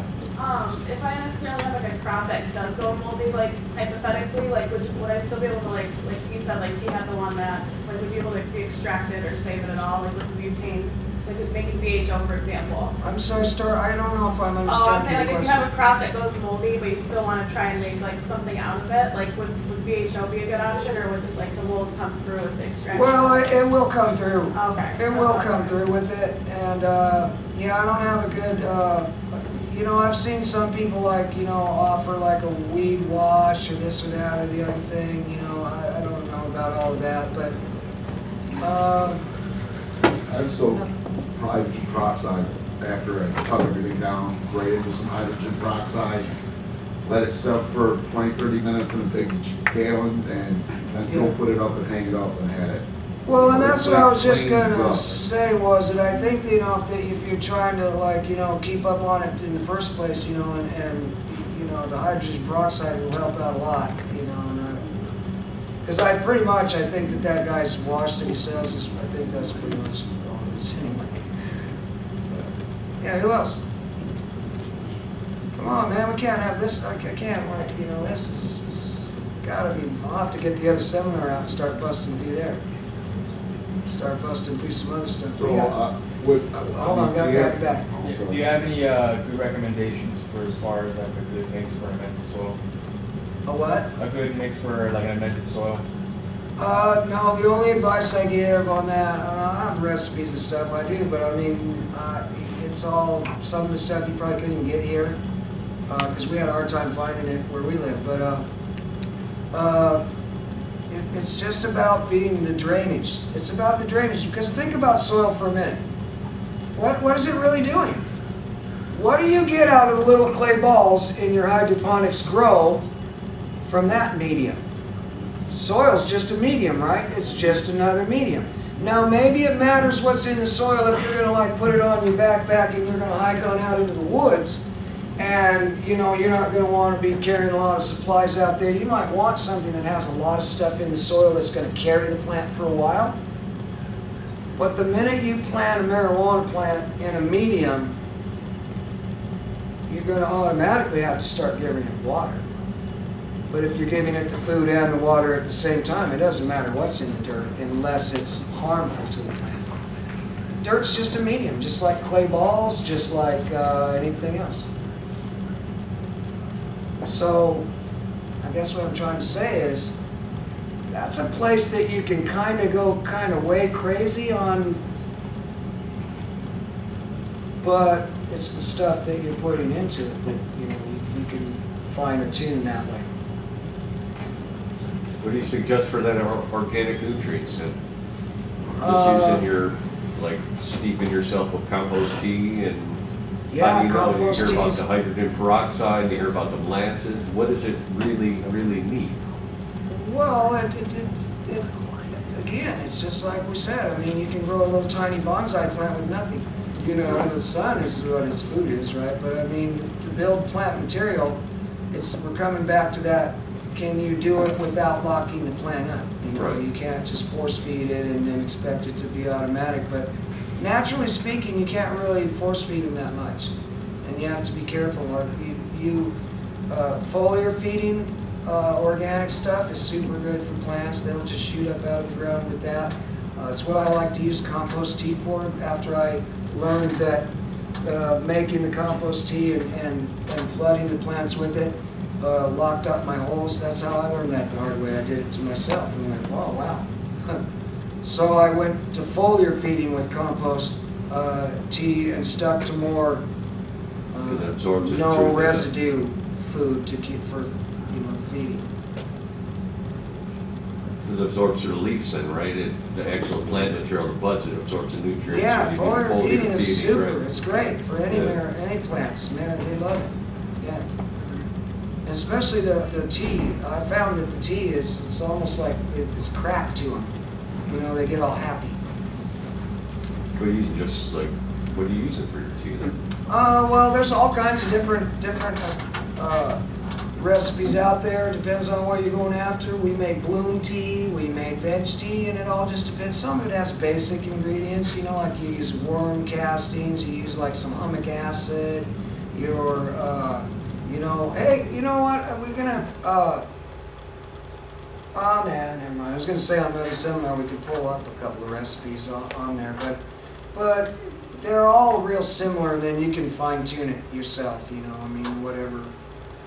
There's no, you know, no extra credit or, you know, getting marked down because you don't have something another guy has in his. Because all strains want something different anyway. I mean, you'll find that the strains will, what one strain will tolerate, another strain will like burn. It'll cry out and say, I hate you. So, I'm not sure if I answered I've the always seen question. that with like nitrogen burn, like using generic fertilizers. Well, magnesium, calcium and magnesium will like totally. Cal-mag will burn them too, no? Yes, yeah, you know, that's real common. Because people think if a little is good, a lot's more is better. It's not true. What do you got? How do you feel about beneficial bacteria? Love it. It's all good stuff. The mycorrhizae is part of it. And Do you have any specific strains that you can recommend maybe? no, because you know what, I hate to be a capitalist, but seeing as how Tony and I mostly, you know, just produced marijuana for sick people at cost for years and years and years, and then got unceremoniously thrown off our farm with nothing, I don't pimp people's stuff unless they pay me. It would have to, number one, be a good product, and then they would have to pay me. So, like, with your organic, you mentioned the organic lockup, and I use a product, Nature's Nectars, which is an all organic line. You can flush a chemical fertilizer pretty, you know, adequately, but once you get like you get a buildup in your medium soil, you know, pots, whatever. It's awful hard to flush an organic material to the point where you get it and get a pH imbalance maybe. Yeah. And you got any suggestions maybe to how to flush an organic medium? Well, you know what I think it is it's kind of like the difference between coming into a parking spot in your car and coming into a dock in a boat. Right? You know, you can screech right into a spot and like come up to a screeching halt. But a boat, you know, you kind of got to like ease into it, right? Yeah, buddy. So with the organic stuff, and especially if we're talking about that dirt we talked about that's all loaded up to begin with, you know, instead of just a medium, that's the problem with dirt like that, is what about when you're done with the stuff that's in there and you don't want to eat it anymore? Well, it's still in there. It's kind of like that when you ate the second edible, you can't take that back. But I think you just have to like ease into the harvest and what you're depriving of it earlier. It's all about the planning then again. Well, Yeah, it's basically once it's too much organics, it's Planning. just too much organics. Break or something? What? Okay. You guys want to take a break? Go smoke some weed. We got weed to smoke. Come on. Hey, while we're on break, I learned this just the other day, and I learned it from a cop of all people. Here's something you need to know about these Bic lighters we all love. You know what the cop told me? He said, do you know why I pulled you over? And I said, no. And he said, because only stoned out little bitches go down the road with their lighter on top of their steering wheel. Alright? Don't be that guy. Don't do their job for them. We all do that. You're smoking in the car. We all do it. One more, Mike. When you smoke a joint in a car, smoke it like this. This is what gets you pulled over. No, that's right. It's a tell. That's exactly right. It's a tell.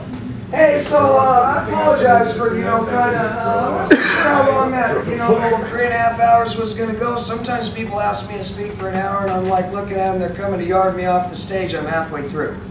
I hate that. So we went a little fast, and one of the things I want to talk about real quick that came up out there, and it popped up into my head too, seeds, back to seeds. It's a crapshoot, man. I guarantee you that there's a lot of people out there putting seeds out on the market that are not predictable. They're not what you call what's the word I'm looking for here? Stabilized. They're not. A lot of the genetics out here in the marijuana scene today, if we were talking about puppies or cats or registered cattle, you couldn't paper it. You couldn't paper it. The AKC would say, what? That's a German what? No. So, believe it or not, truthfully, remember when I said all weed is good weed until somebody cuts it down? Some of the best seed that you can ever get in your life will come out of brickweed. It will come out of brickweed. The only reason that weed is shit is because it hasn't been properly processed. It hasn't been properly taken care of from the time it was cut down. So what you'll find in there is all kinds of different phenols, all kinds of different stuff. But if you're sprouting it and growing it and finding out how long it takes to flower and you're curing it properly, you could be sitting on the next Michigan Cup winner and not even know it, because you can call it whatever you want. You can call it whatever you want because you don't really know what it is anyway. It's just a seed that came from like south of the border somewhere.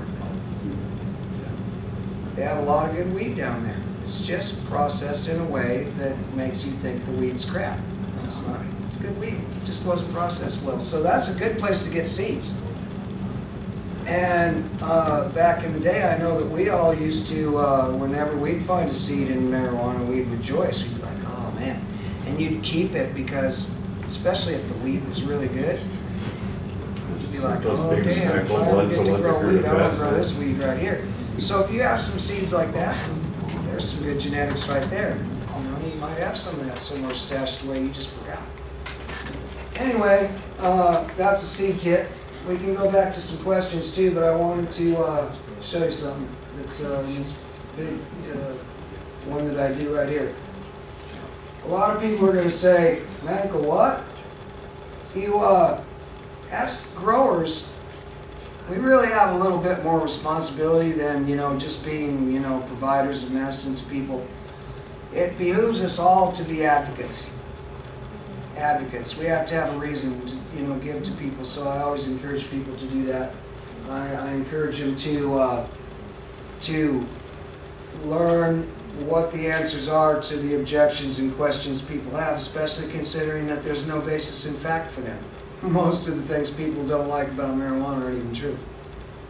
So, is there any other questions right off from like what we did cover so far? Because if not, I'll just kind of buzz through some of this and then maybe we'll find some places we can stop and, you know, get some value if you guys see something you want to talk about. Yeah? No? Okay, that's good. Sounds good. Y'all know Robert Randall? No? No? Alright. This isn't the first time we've had marijuana. Medical marijuana. There were 34 states back in the day, and all because of Robert Randall and his wife Alice O'Leary. It's the first legal medical marijuana patient. That's a great book right there. He's the guy who still has it? Huh? He's the one guy who still has it? He's dead now. Somebody does have it, right? Still, well, Rob Gets it from Randall the was the guy who forced the federal government to even have a federal medical marijuana program, the IND. He was the first legal guy to get, they still get marijuana from the federal government. You're probably talking about Irvin Rosenfeld. It's one guy, I think, who gets it. One guy and one lady still now. Yeah, I just saw him, me and Rory saw him this weekend in Florida. Yeah. But so it's not the first time around, and generally speaking, what happens is, you know, they figure out a way to like use our own stuff against us, you know, and beat up public support for marijuana. So we have to watch out for that. That's a Chinese tomb in Gobi, China. A 2,700-year-old tomb with a 2-pound stash of cannabis in it. And I don't know about you guys, but I would smoke that weed. I want to see. I would try at least one bowl. It's in the medical journal. Yes. Ancient Chinese medical journal. Yes, yes, written and I up. love this. And I tell people too, you know what, I don't know when or how I'm gonna die, but you know what? Y'all wanna throw some cannabis in there? You wanna give me a 2-pound cannabis stash? I'll take it. I'll take it, because I just love that. Here's this guy with his, like, you know, buried with cannabis. So, it's been around for a long time. It's been made medicine before, so when we as marijuana people start saying that, you know, we don't want Big Pharma to take it from us, come on. We need to be smarter than that, because the fact of the matter is they can come to the marketplace right now. They already have medicines. Do you think they tossed all the files in the trash? Park Davis, Lilly, any of those companies from the 30s, you think they just no, that's sitting in an archive somewhere. They bring cannabis medicine to the market tomorrow if they wanted to. So it's, you know, I encourage people to not get caught up in all of that, you know, sound like the crazy weed guy, you know, Monsanto, Big Pharma, blah, you know, come on. They are going to come because they already know how to do it. And marijuana hasn't changed. What's changed about marijuana? Right? Same marijuana, it's always been around, no matter what they say. Nothing, we're still snake oil salesmen, you know? Right. But I also teach people that, you know, I mean, remember the W's that we talked about? Who, where, what, why? You know, there's also some things we've got to think about if we want this to be something that's going to, we're going to win people over. You know, we have to be responsible. And so I talk about that with people. We have to, you know, there could be consequences of growing cannabis, but there's also joys of growing cannabis. You know, purposes, I mean, for me, I think, you know, like I have a quote, I say there's nothing more American than taking your own 2 hands and your own labor and your own piece of ground and producing the product that people want. There's nothing more American than that. So that may be your purpose. You may want to be self-sufficient. Marijuana can give you everything you need to live. It's actually a fundamental human right that nobody should be able to turn into a privilege. You know, here's those W's we talked about, right? Responsibilities, like we talked about, you know, we have a responsibility, you know, we have to educate people. We have to be active in our communities, showing people that, you know, the weed people, man, I don't know why, they're not so bad. These guys are just like me, man. They just use weed instead of alcohol. So, don't be potheads is what I tell people, you know? Don't be potheads. All right, joys, you know what, man? Marijuana, helping other people with marijuana is awesome. I used to do this thing when we had a farm called Weed Miracles. Tony and I didn't get on TV because we're the best growers in the world. We really didn't. This is because we were like crazy stupid about weed. We cared about people, and we made it easy for people to get weed. And so sometimes, you know, I've been using weed for a long time, 35 years, and now I'll tell you what, before 1996 and Prop 215, when it was like easy to just grow it out in the open and get your own weed, it's really hard to get all the weed you want to smoke. And so being conscious of that and being conscious of the fact that people are poor and they have a hard time, I started doing this thing where I would give people this crazy amount of weed. To somebody who has no expectation and no right to expect anything from you, when you give them like a quarter pound of good weed, that's like a crazy, crazy miracle. So I called it Weed Miracles because it's a miracle for that person, and I got a lot of joy out of it.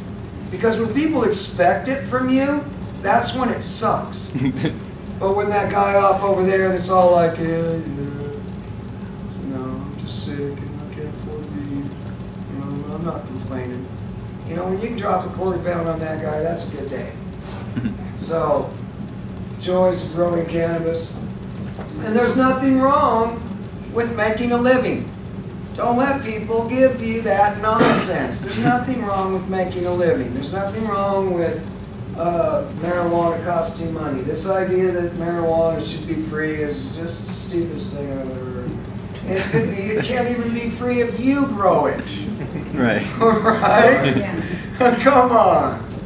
So, the consequences though. Listen, I hear a lot of people say 99. No! No, the federal limit is 0. I don't know where this 99 is the federal limit. I don't know where that comes from because the federal limit is 0. If you have one marijuana plant, you can be prosecuted. Will they? Not likely.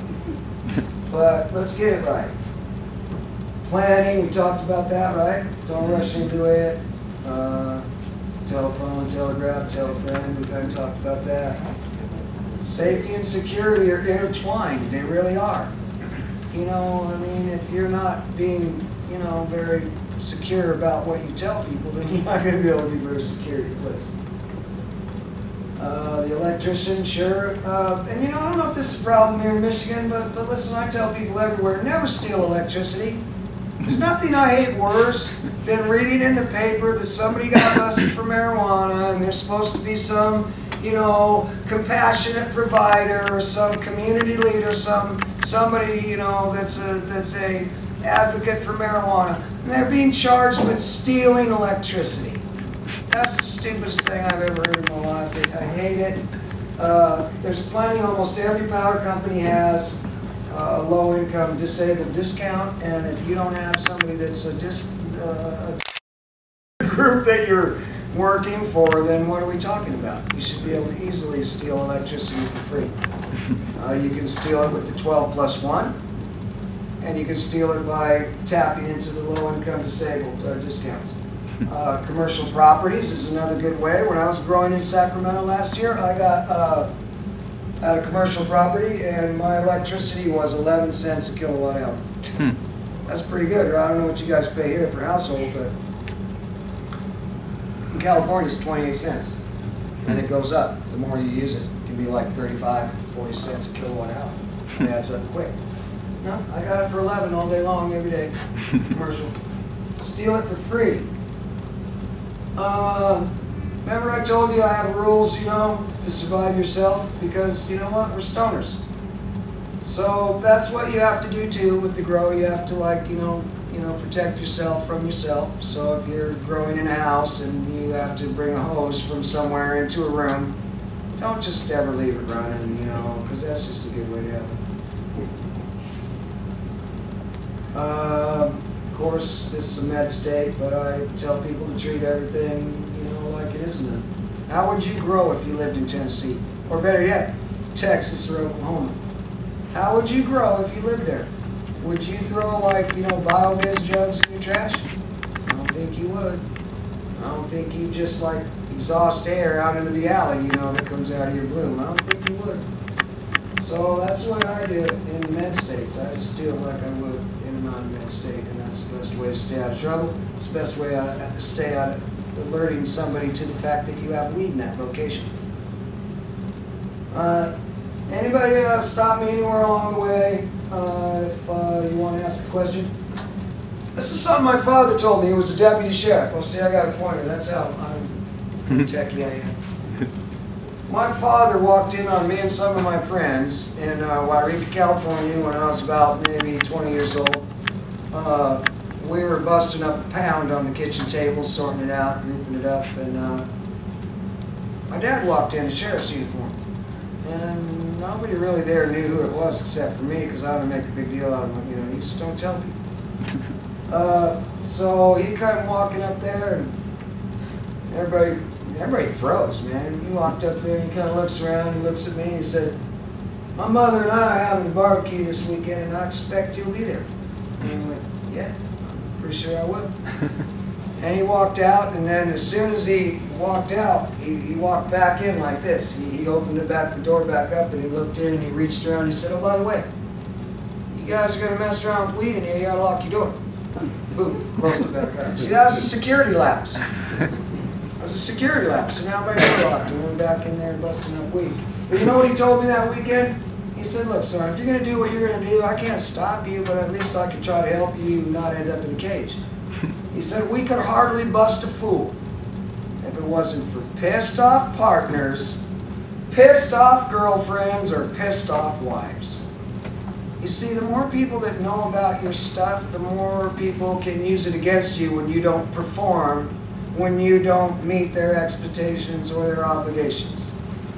So, that's a security problem. Treat it like it's illegal. Do not booby trap. It's illegal. And guess what? It's immoral. Does anybody think that anybody should be in jail for weed? Should it be a crime? I don't really think stealing weed should get the death penalty either.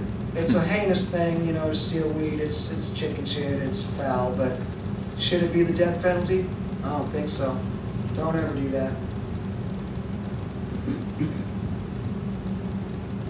You may need a branch manager. You know what? A good German Shepherd.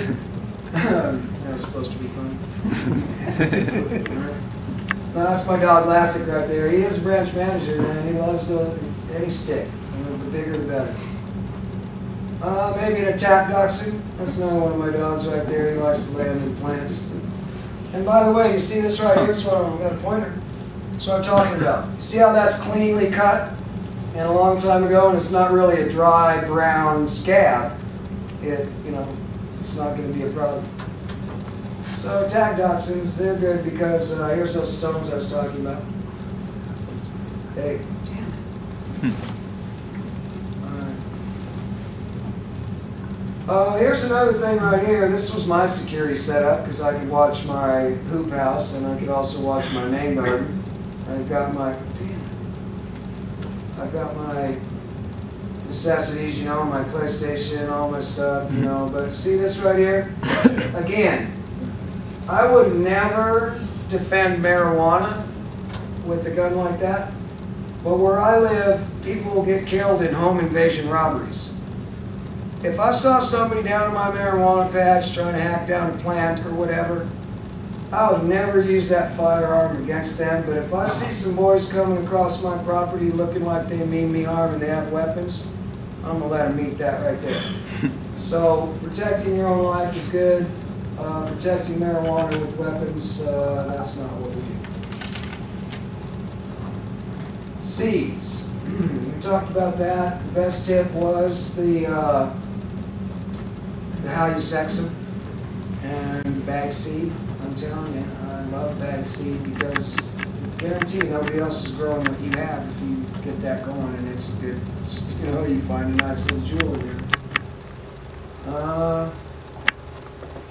Tell people to find what likes for them, what works for them. That's what you should be growing. If the W question you're answering is who are you growing for, it's me.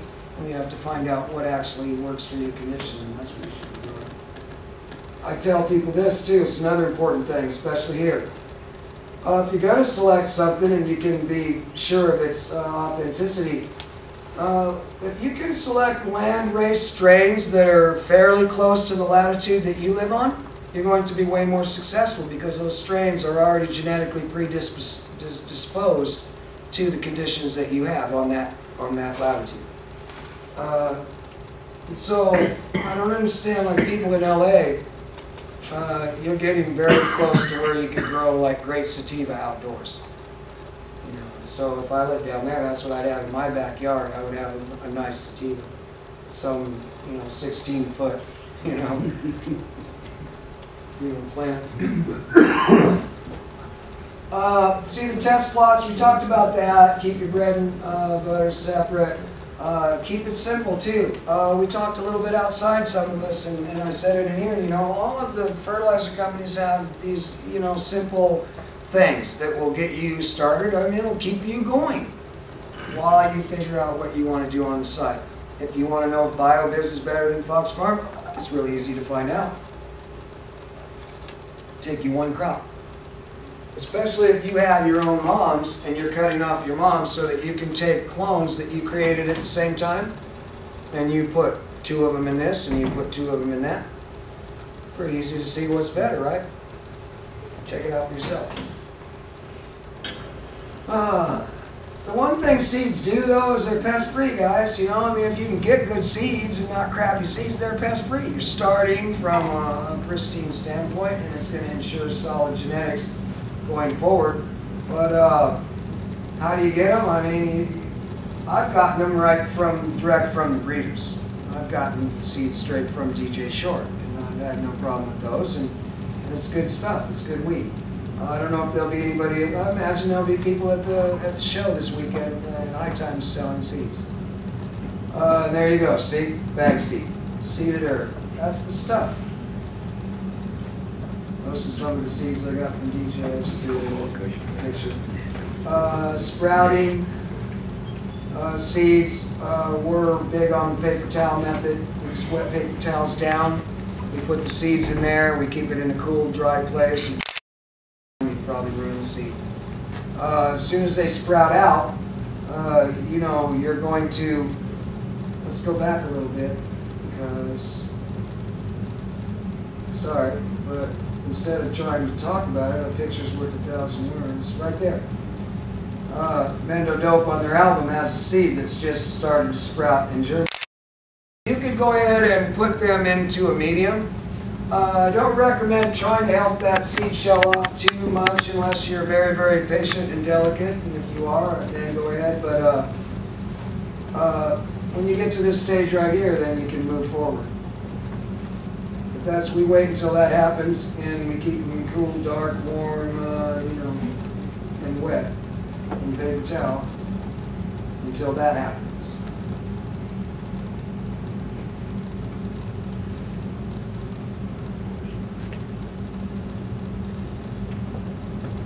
Talked about this with you guys about how to let the plants grow up so that they're not affected by the changing light cycle, and then you go ahead and label a clone tray and make sure that you know how to be able to reference it because you know there's actually, yeah. I have one question.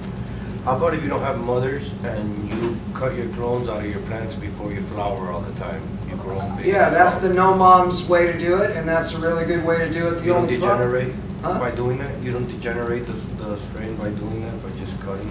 No, the thing that degenerates the strain is the fact that it can't get natural sunlight. That's it. It's not how many times you've cut off it, it's not, no. Okay. So, no, what you're talking about is the no mothers way to do it. The only problem with that simply is this, is that if you start with 100 plants and you take 100 clones, you know, one clone off of each one, and then you go back into here, if your success rate on cloning is only 80%, now you're down to 80, so it's a point that you can actually run yourself out of material unless you have 100% success rate, or unless you take side branches, you let the plants get big enough to where you can take a few clones off of each one. That's what I do, pretty much. Yeah. I let them get big enough that I can. Yeah, good question though, but Okay. that's exactly. All right, cool. And so when you guys have, you know, when you have a clone tray, you know, there's the tray and then there's an insert, right? Mm-hmm. So you have to be very, very careful to mark the insert. Because if someone twists the insert around on a marked tray, you're just like you didn't save yourself from yourself.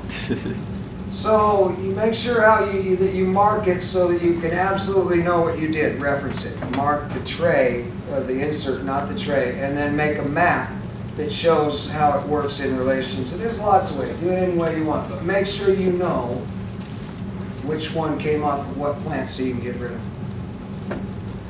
of. You guys want to talk about cloning a little bit? Yes, no? You all know about cloning? Right. Making seeds. So with making seeds, do you seed a particular spot on a plant? Or do you prefer to seed the bud, the top bud, or a bottom bud, you know, the whole plant?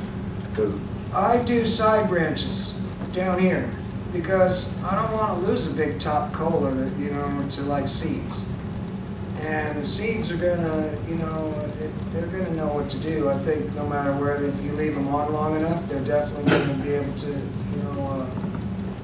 so you really don't think that a bud seed from a top bud is really any different in genetic power, say, than some, because it's still basically just fruit. Right. Okay. Right. Yeah, I think that's right. I don't think, you know, that, and as a matter of fact, the only thing that I tell people about cloning and in and out, and as it relates to, you know, the main shoot, is that if you're going to do this right here, and you're going to once you find out what those plants are, if you're going to take them outside, you would never want to take any clones off these plants that you're sexing off the main shoot, because you've just killed that plant's ability to reach for the sky. If you're going to take a plant outside, never cut the main shoot, cut a side branch always, because the main shoot gets cut, then one of the side branches has to become the main shoot, and it's not going to be as good. So that's the only thing when you're taking it. But when you're seeding them, I do the side because I don't want to lose the top coat. I don't want to lose that really super nice, valuable bud, and I'm just going for seeds. So if you can if you get a male and you want to make some seeds, it's from your outdoor, you just can put it on there, put it about a month into flower, put it on about a month into flower, and let it do its thing.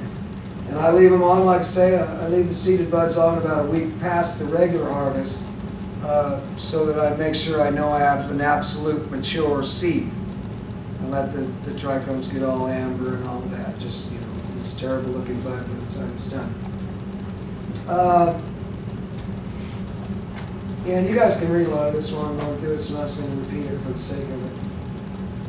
That's kind of was, part of our mom room at one time right there. One thing that I don't know, it seems like it might be really that everybody should know it, but what I've watched people do when they clone is I've watched them do all of this you see up to here, take the clone, and then when they go to trim the leaves, I've seen people go and cut all the leaves like this. And I mean, that's fine, but it takes a lot of time, and so what I teach people, it seems maybe simple, but a lot of people don't know it. I teach them that once you've done that, take the cut, pull it through your fingers, it will bunch all the leaves up for you so that you can just make one clip, you're done. It's just a nice little technique that, some people know it, some people don't. You see how it's sitting in my hand there? It's because I took it, pulled on it, through my hand, and then held it, clip. Fast way to go through a lot of clones if you're doing a lot at one time. And we talked about this. I told you about the aeration setup, right? Maintaining the moms. The moms, I like to use smart pots. So for the self-pruning, or a copper pot is good. Copper will self-prune too. And train them early on. Because you know the size of your room, train those moms so that they, can utilize your space plus give you a lot of cuts. And one of the things here that, I can't stress enough, you have to keep up on your work.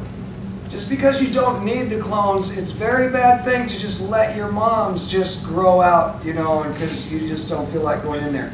You have to keep them up and maintain them, or it'll all go wrong on you. You'll lose spots.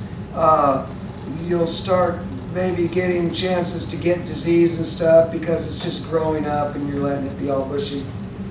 Whether you need clones or not, you should maintain your moms on a regular schedule, every couple of weeks. Go in there, cut the stuff off like you were cloning and taking care of them, and then just get rid of it. It's okay to throw marijuana away. Tawny is the lover of anything living, and I've had the worst time getting her to understand it's okay to kill a marijuana plant. It is. It's already halfway there, babe. Nope, I can save it. Oh my God, all right. Guess we're not going to the picnic tomorrow. You guys know, I'm going to blast through this because I don't want to get bogged down in certain stuff. I want to kind of fill in and balance what we kind of presented earlier and open it up to questions again. Because I have some pictures I can show you. I've seen some new fluorescent, not fluorescent, the LEDs coming out. I'm starting to get excited about it. I can't pimp them yet, but I'm starting to get excited. I have a question on lighting. Sure. Do you know anything about the cool tube? I have a 600 watt shell. I will say this, and they don't pay me to say it, one of the best lights out there that I just love is an all-purpose light for my, clones and my certain applications, seedlings, I'm drawing a blank. There's other things I use it for. The T5s, I love those. They're great fluorescent lights. What base those T5s? Yeah, they're great. Can you flower them? You probably could, but you're not, When you ask, can you flower? Yes. Will you get a lot of really great bud? No. But it will flower, and you can't flower with them. It just won't produce a lot of rain. You don't have the lumens. You don't have the intensity that you need to get the plant to respond the way it wants to. See, I told you about the ballast. Keep them on the outside. All of this stuff is some of those things that you really can't have an answer for people because it all depends on their situation. Where are you growing? What are you doing? What do you got? But to basically, delineate what the differences are and teach people that. Schedule 12 and 1. You can see it up here now. How does it work? We talked about it. I told you I don't like the moms because some strains don't seem to like it as much, and so. But overall, I love it. I use it. It's a good way to save money. And let me ask you this: if, as we know, that plants take in energy during their light cycle or when the sun's out, and they use it in their sleep cycle when the sun goes away, what the hell's happening to a plant that's getting 24 hours of light? That's like creepishly unnatural, isn't it? I think so. I never go for a 24-hour light period. 18, there's nothing that mimics that in nature unless, like, long summers in Alaska where, the sun doesn't go down. But 18 would be the most I would go. 12 is the one. With the 12-1 light cycle, is it when you hit the 5 hours in the middle and you hit a light on, does it have to be like any light? Like, could you go to like fluorescent lights on a separate timer, or do you have to turn the grow light on? No, it has to. I'm not going to say it has to be those, but that's the most. That's the easiest, best thing to do because why guess it? If you have a lot of stuff in there, you already know that there's spots that get more light or less light. Why risk it? You want them to get the message, so just use the lights that are already in there. It's just an hour, and you're saving what, like 5 hours worth of energy. So yeah, I do them. The reason I mentioned that was because when I started some stuff out in the spring, I used a T5 fluorescent light to expand my day lane. Just not really to give them the light, but you can do that. So that it registered that, hey, this is the day length, sure. We're starting. Sun's not quite up yet, but. Right, and that's why, like I said too, in power outages and stuff, when I ran 10,000 watts in a bloom room, there's no way I could run all of that and all at the same time. So, in my mom room, I had like, two 600s, I had 5 600s in the bedroom, and then I had 10 1000s in the middle in the bloom. There's no way I could run all that on a 5,000 watt generator. So what I did was I ran 2000s and 2 600s. Yeah. So it kept light on enough to keep, it from being a disaster. But on this, I wouldn't get all fancy like you're talking about. Just let the lights that are already in there do it. It's 1 hour.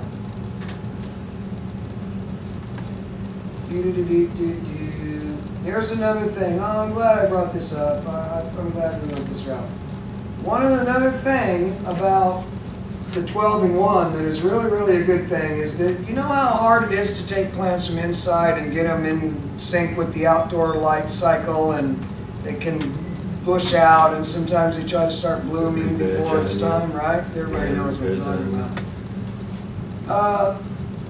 when you take plants that have been in from the 12 and 1 and take them outside, you know, the first thing you're going to want to always do when you take a plant outside from inside is put it through sort of a halfway house. You have to acclimate it. You can't just take a plant out of your grow room and put it outside because the sun will fry it. The sun will probably most likely kill it, depending upon. It could. I mean, I've seen it happen. But so you want to introduce them into some shade cloths, slowly get them used to the sun and put them out there. But when you're in the process of doing this, what we always did was in our little cold frames, we would put a light in there. And we would put the 1 hour of light, only it would be 2 hours, depending on when we put them out. If we were putting them out, say, in the beginning of May, we'd go 2 hours of light in the evening in the cold frame.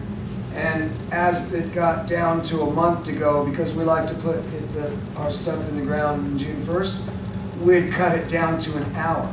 And then by the time we actually put them in the dirt, now where we can't possibly give them all an hour of light in the 1st of June, they never ever, they've already had all that time of 2 months to be taking in the natural light cycle that's going on naturally, plus the 2 hours, then to the 1 hour. Then when it disappears, you've sent them 2 really good messages. Number one, they've learned that the days are getting longer, so they're not going to want to go into flower. And you've taken away that thing that's breaking up their night. And they've already seen that once before, and the days kept getting longer. So somehow it all works to where they don't freak out. So you get way better production out of your plants. Because everything that you do that disrupts the light cycle, that sets the plant back by, you know, killing a pest and it hurts the plant, the treatment hurts the plant, sets it back.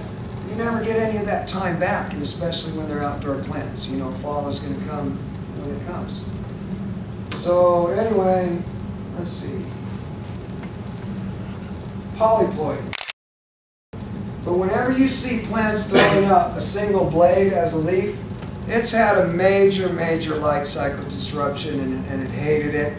And it's almost impossible to get those kind of plants to go back to throwing multi-bladed leaves. And I put that in there as an example. That was a Lita Uno plant that we grew. And it still managed it, and it made it, but it was a borderline one.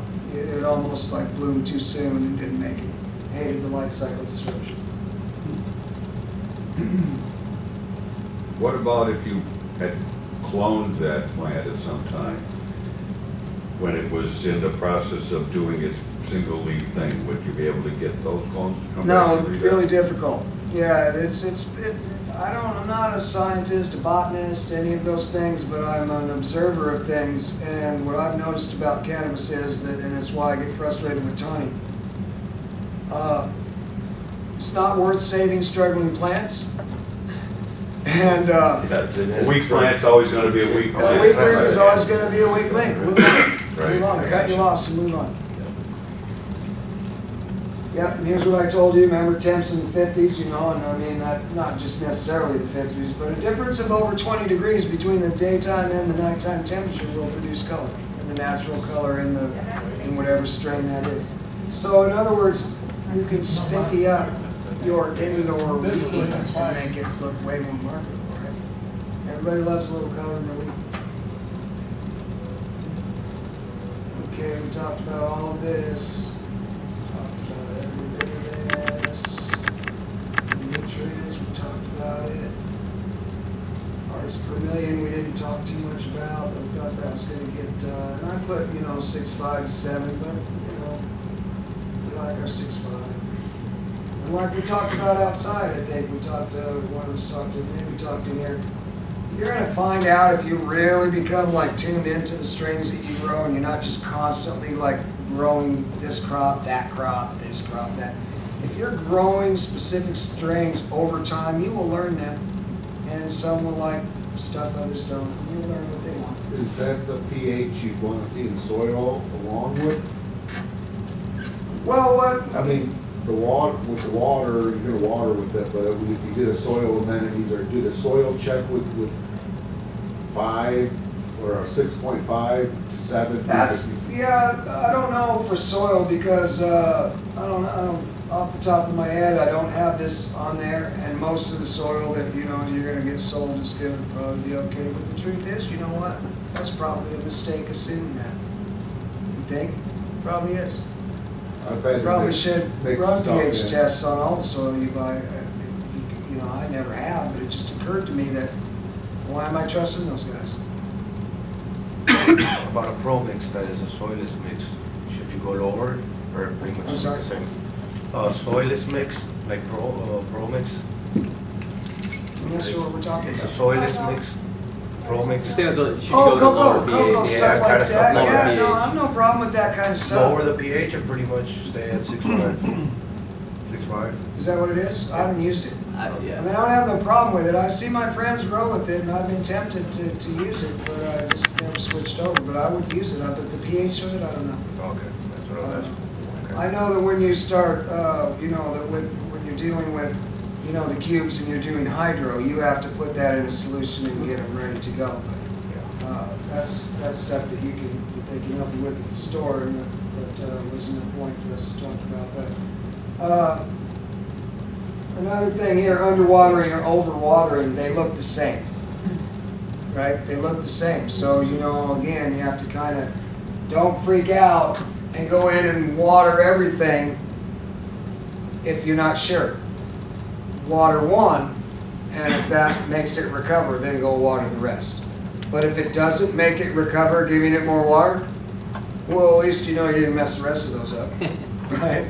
Because overwatering and underwatering looks exactly the same. That's the symptoms of it. So again, that's just one of the tips that I try to teach people, you know, is to think, you know, think about, you know, everything. Then when you're not sure, use a remnant, you know, the test plot mentality. pH, one thing I didn't say, you should always make sure that you're, you know, calibrating your meter, you know that it's calibrated and it's working right, so you don't want it lying to you.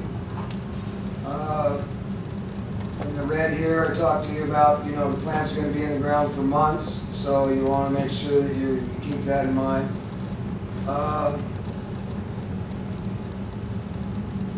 Nutrients, pest control. We're going to get to something we need to talk about. Cleanliness. See, one of the things that when we talk about a clean grow, is that, especially if you're doing indoor and outdoor, it's one thing to grow inside a building that you already have. You can go down to your basement, you can create the pathway that gets there, you know, and make it all pristine. At Grace Farms, one of the reasons that we learned pest control so well is because we didn't have the opportunity to keep it like that, because we did indoor and outdoor. You know, I have dogs. I believe we had you brush against a brush. Anything in the environment can go into your grow, you could possibly be contaminating your grow. So I'm personally one that believes, you know, I teach people that, you know, you can have a place to change clothes, you can have all of this stuff, but it's still no guarantee that you're never going to bring anything in. You're going to, because some of it comes in on the products that you get from the grocery store. You know, those flies and stuff, that comes right out of that dirt. Yeah. So it's better to learn how to handle problems than to try to be like a lab coat guy, you know, in your basement. It's going to be really hard to do that. But let's see. Talk to you about the stylet oil. Talk to you about the xeritol. Talk to you about learning from other growers. You can go for things like pyrethium. I'm not a big fan of it, but it's organic and it will kill some insects. It just won't kill mice. See that right there is what I'm talking about. Thinning and pruning. See how that's nice and, you know, through that whole crop, it can be, you know, air can get through there. These are those stakes that I was talking about. You know, I got a pointer. The rocks that I was talking about. Yeah, I can't do it very well in the corners, you know. Plus, I have irrigation if I want to just give them water. But you know, we like to pour the water in. Tony's a hands-on girl. But that's how we corralled our stuff. And you can see, even look at this. This plant is really pretty close to harvest. Look at the trees back here, the natural scenery. It's definitely fall. That plant is maybe probably within 3 weeks of being, 2 to 3 weeks being done, maybe a little more. But look at how you can see through. Is that the twine? Air can travel through there. We're really growing colas, but we're not trying to grow it all the way down to the ground. What would you wrap it with? Is that just like twine? Cotton string. Cotton string. Yep, cotton strings, plain old cotton string. And it's talking about the colors. See this particular strain here, again, you can see through it pretty well. You can see this is the hoop house that I talked to you about. I put a ridge pole in because I like lighting and stuff, so I'm a little fancier than some hoop houses. But this picture has a lot in it. You know, the cotton string that we use. We have some lattice up there at the top that you can see. Oh, man, come on. You know, that's lattice netting up there. But you see the nice fall color. That plant is like dying off really nicely, giving up its chlorophyll and becoming very beautiful. Lots of airflow through there. Same with this right here. You know, these are moms that we had that we brought out from our indoor grow, which was over here in this building. Our house was about right there. So look at all this distance that we're traveling, you know, around and dealing with plants. Can't keep that indoor grow right there clean from potential stuff coming in. That's why. So these moms right here, these were ones that we brought out and bloomed out, took clones off of, brought back in. So you see what you end up with. How many gallon containers are those you got them in? Well, I think those are like 5-gallon bags. And that's all those are? Okay, Yeah. that's cool. You know, lollipopping, super cropping. This is some of the thinning and pruning stuff too that you're going to do when we're talking about lollipopping. Of course, you know, it's never worked them when it's either too cold or too hot. If they don't like it, they'll either break or you'll degrade them by you know, everything you rub up against them, it's removing. You know, if you're sticky, you've degraded the quality of the marijuana you touched because you took away from, you know, it took away from it. All right.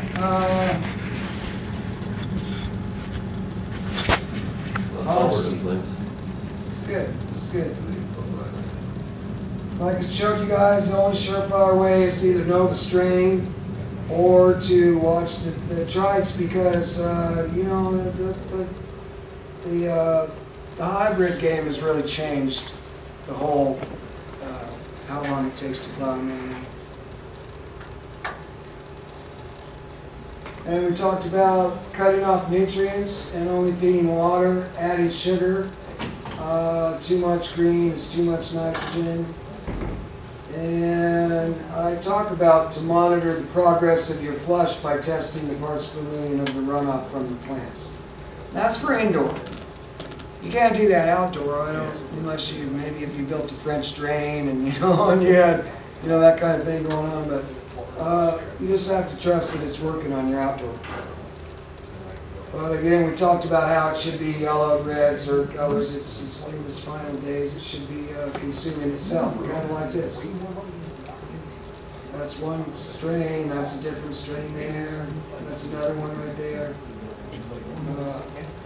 That's not another one, but it's one that I showed you already a few slides ago. That's a completely different one. But what they all have in common is that's all indoor marijuana. All of it was indoor marijuana. It's not outdoor, but it looks like outdoor, right? Look at the stalks, they're very small. It has all of that color because of what I was telling you about. If you have cold air and it's available to you, use it. You can make your indoor marijuana look very, very beautiful. Just like that. We talked about the drying. I told you you might need, you may need to get some humidity in there. I like 50%, I like low 70s, high 60s. See, I'm adding moisture to my room. A room is as simple as putting up tarp, which I've done here out in my shop. But I still have to maintain inside that room, I have to maintain that environment, however you have to do it. So, what else? And another thing, you know, remember marking things, you know, you have to keep track of it even when you're hanging and drying it, so you can't lose sight of that. And there's the barrels I talked about. Each one of those barrels will hold probably about, if it's full, 25 pounds of processed weed. And if it's weed waiting to be that's going to be stored, we leave it about right there. Maybe 10 pounds or less if you trim it up. So for every 10 pounds of, if you're going to store it until you trim it, like we talked about, you're only going to be able to figure on using about half the barrel. So you don't want to pack it in. One of the ways, if you don't know, you can rehydrate marijuana if it gets too dry. Once it's already cured out and then it's dried and it's in your jar, if it's in your barrel, whatever it is, there's a chance that it could dry out more than you want it to because of a seal leak or something, you know, but that doesn't mean that you have to just leave it that way. You can rehydrate it. One of the ways that we did it on our barrels, we would put in a cotton hand towel. A white one. Just wring the water out of it and throw it in there and let it rehydrate the marijuana. And then you have to redo the cure of the burp, get the excess moisture back out. But it's easy to rehydrate the marijuana, and I don't think that that's, I don't think it harms the weed at all. I've never really noticed that marijuana that we've accessed and used over time, you know, storing it well and then bringing it back, I've never had a complaint about it, and I've never noticed myself that there was any degradation. So the only problem with rehydrating marijuana, like I said, is again, don't put too much moisture in, and you have to, even no matter what you put in, cure it back out. Make sure. I talked about trimming a little bit, but about the disadvantages of the wet versus dry. We don't have to talk about that anymore. But one of the things that we always used to tell people that would come to work for us is, you know, trimming is really a simple thing. If you wouldn't want it in your bag, don't put it in mine. That's what I tell people, you know. It keeps them from coming to you all day. What about this? What about this? Look, if you wouldn't want to find that in your bag, don't put it in this pile over here that I'm going to give to people. But if you don't know how to trim, understand that trimming is an art. A lot of quality can be lost. That you should take your time, work up slow to being fast, and trimming marijuana is not shaving the bud with the scissors until it looks uniform. That's not trimming. That's called massacring marijuana. Starting with this dry mouth. Sorry, guys.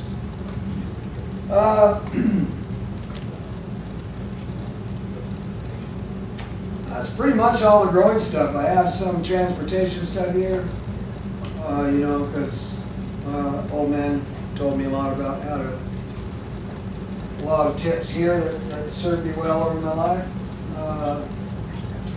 Like here's one for an order, because I'm going to run up to hash here in a minute. What time is it? You guys have any questions? This is 4:17. We could maybe go another 15, 20 minutes is all, because we've got to be out of here by 5. Any questions? You want us to go forward? We all good? You haven't left? Mm-hmm. All right. You know, one of the things that cops hate is when you think they're stupid.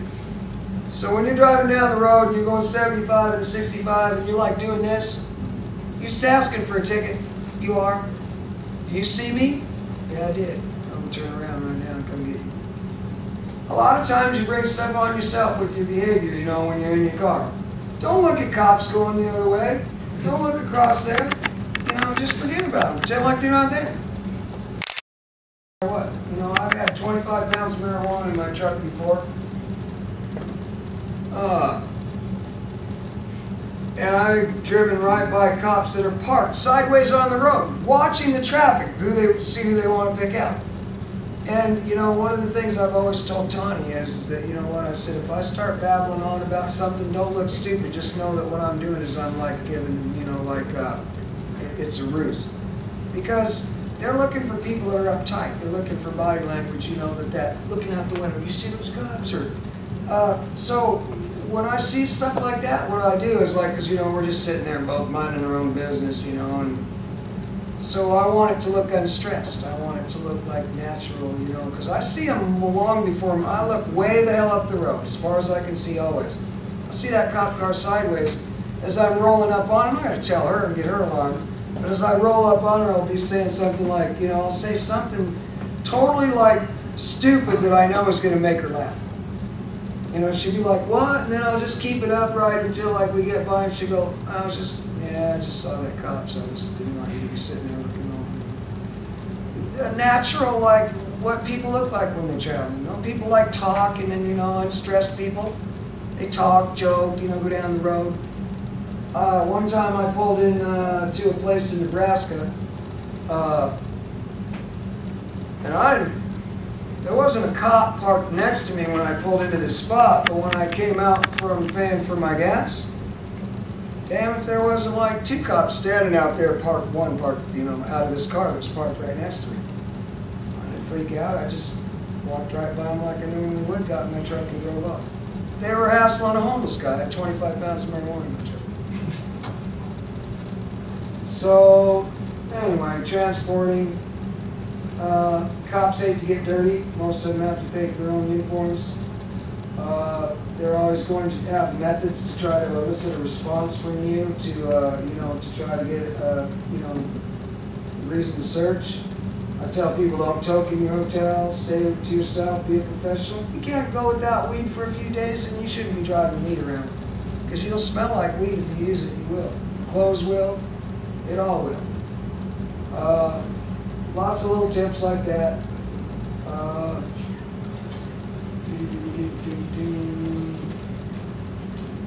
Turkey bags, still using. Blanket of Trinity County Sheriff's cop car. Parked in the lawn.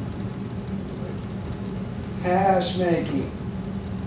You know what? Here's the good news, and I know that maybe I love concentrate, I love shatter.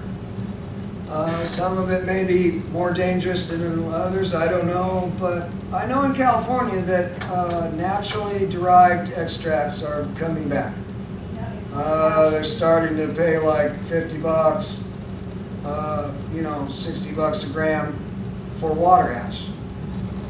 So everything always comes back around, and so understand that there's nothing very, very tricky about hash. There's a few ways to make it, apart from anything anybody's done in the last 10 or 15 years for products, because they've been doing it forever. This is Lebanon. That's some of the ugliest marijuana you'd ever want to see in your bag, but man, they're just going to knock it down and turn it into hash. That's all they're going to do. Another field right there, another one there. See, here in Nepal, remember I talked about how if you're handling your weed, the trimming, all of that, it degrades the quality? This proves it, because Nepalese hand rubbing, that's where the temple balls come from. They just handle the weed. They just handle the weed and get all sticky and keep building it up, and then they get it off themselves. That's how they make their hash. Nepalese hand rub. See his hand? And not a very good picture, but you all know. And this is a terrible picture, but his hands are almost black, even apart from the shadow. So they're going to turn that into this. Here's a little bit more powdered.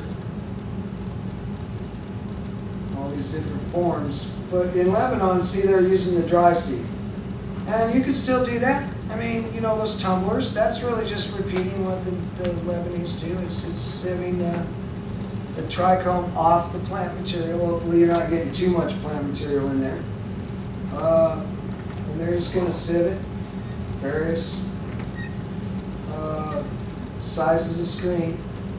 keep processing it down. And this kind of hash yeast right here, the way it ends up, that black malleable stuff, is heat and pressure.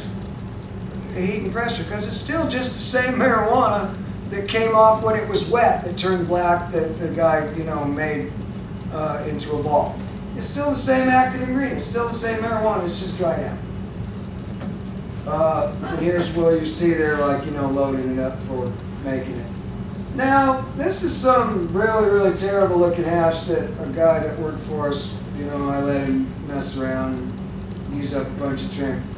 And he used bags. And this was like the best hash you could make with the bags. And truthfully, Tony and I didn't care much for him either, even when you separate it out and this and that. One of the reasons why is because you lose the oil and the terpenes, and so it doesn't really come back together very well. Whereas when we do water hash now, I don't know if you guys have ever seen this, but we've got an XTR 1000 you can order, and it's amazing what you can, the difference. Because your ice water, all of it is up here in this container and funneled down through a little vortex into a cruet. So everything's forced down into a small amount of water in product. So when you take that and pour it into a coffee filter, all of those terpenes and oils and trichomes that are all still within that same amount of water, they don't get lost because it's not overwhelming the coffee filter. It just floats on down through and it sits in on top of the hash. When you're doing bags, you pull that up, how are you're always like losing like stuff apart from the trichomes themselves, like oils and terpenes, because how are you going to keep it from coming out? You're not. So I'm not against bag hash, but I will say if you want to be a real serious hash maker, and you don't have fields and fields of marijuana to dry sieve, or you don't have fields and fields of marijuana to hand rub, but you have material to work with. Bags are a lot of work. They don't produce as good a material. An XTR might cost quite a bit of money, but that's what it produces right there. That's hash that we produced with an XTR 1000. There's some hash that we produced right there. That, you know, look how blonde it is, and look, it's just, you know, it's moist. It's like old school hash that we got in the 70s when we were, you know, first turned on to it.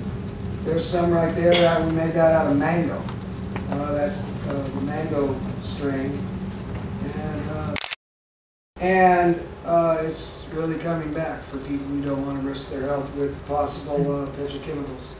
The good news about an XTR 1000, you know, not being able to afford them, they're $1,000, is that you can recreate them simply enough. It's just a lot more work. You take a 5-gallon bucket, you take the lid, one we found out works really well, drill a hole in the top of the plastic bucket, put the beater up through the lid, put the beater on top. Now you can fill your bucket with ice water, weed, just like you'd regularly do it. Turn it on and let it work. You've essentially kind of got your XTR 1000, but the difference now is that instead of like trying to strain that off like people do, what you're going to do is, when you're done, you're going to strain all the weed and stuff out of it, and you're going to pour that water into another 5-gallon bucket, and then you're just going to let it sit there overnight. All of that stuff that you want is going to settle to the bottom. Now you can siphon off the water down to just a little bit, and you're back to just having that little bit amount of water to put in a coffee filter, which means it'll collect it all up for you. So doing it that way is the next best thing to an XTR. Very cheap to put together at home, and it's better than using bags, which cost, how much are they? How much they'd sell those for now? Does anybody know? $300-400 a set? Are they really cheap now? Yeah. Well, a 5-gallon bucket at Home Depot is like $2. What would you use to strain the material out to begin with? Anything, you know, T-shirt, material, I mean, like something. I would hesitate if it was me to pour it off. because I don't want to lose stuff. So what I like to do whenever I'm like skimming something, you know, you know that stuff you use for like cooking Asian food? They're utensils that are big and wide that have holes for grease to drain through. I use those. And I would just sit there in the bucket, I would reach down and just keep doing that until I didn't have any more ice and any more wheat. And I'd just leave that bucket alone until the next day. Because everything that's good in there that you want, it wants to fall to the bottom on its own.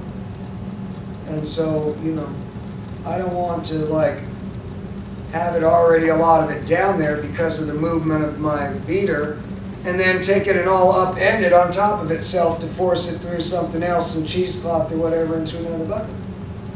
I'd rather just skim the stuff out, lift it out, and then just let it sit. And you'll find out, you'll see that, you know, you really could, with the 5-gallon bucket, make hash that looks like that.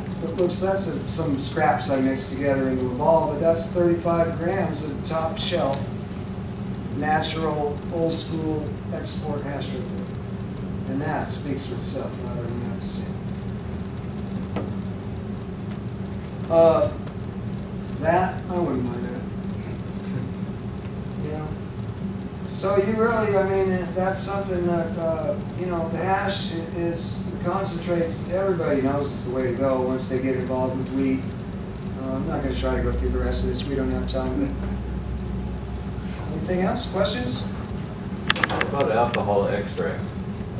I love it. I like alcohol extract. When I make medicine, I use grain alcohol to extract from the weed, and then I distill Like it. the Everclear, you use the 191 Everclear? Or? I use, or moonshine you got? Well, I order it from Oregon when I lived in, well, I still live in California. Laws are, but there's no reporting requirements for an Oregon company making grain alcohol to report my usage or my purchasing to the feds. I don't know what quirk of luck that is, but I could order 190 proof grain alcohol straight from Oregon. Yeah, in Kentucky you can buy right at the booze stores, and there's a few way states around Ohio you can do that. Michigan might be a state. All like the company, it's all chemical in Ashland. What I was going to ask you is about the called decarboxylation.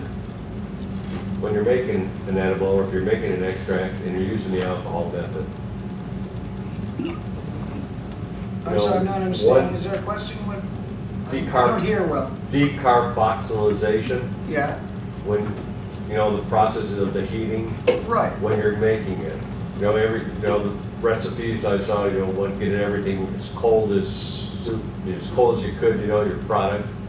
You know, some people are saying leave it in bud form, some people are saying crunch it up, but you know, every time you touch it, something falls off it. But then they said put it in the oven for like 200 degrees or below, so it wasn't smoking, but turn it to make sure it was really, really dry. So you had, and then crunch it up as small as you could before you poured the alcohol, and did your first wash.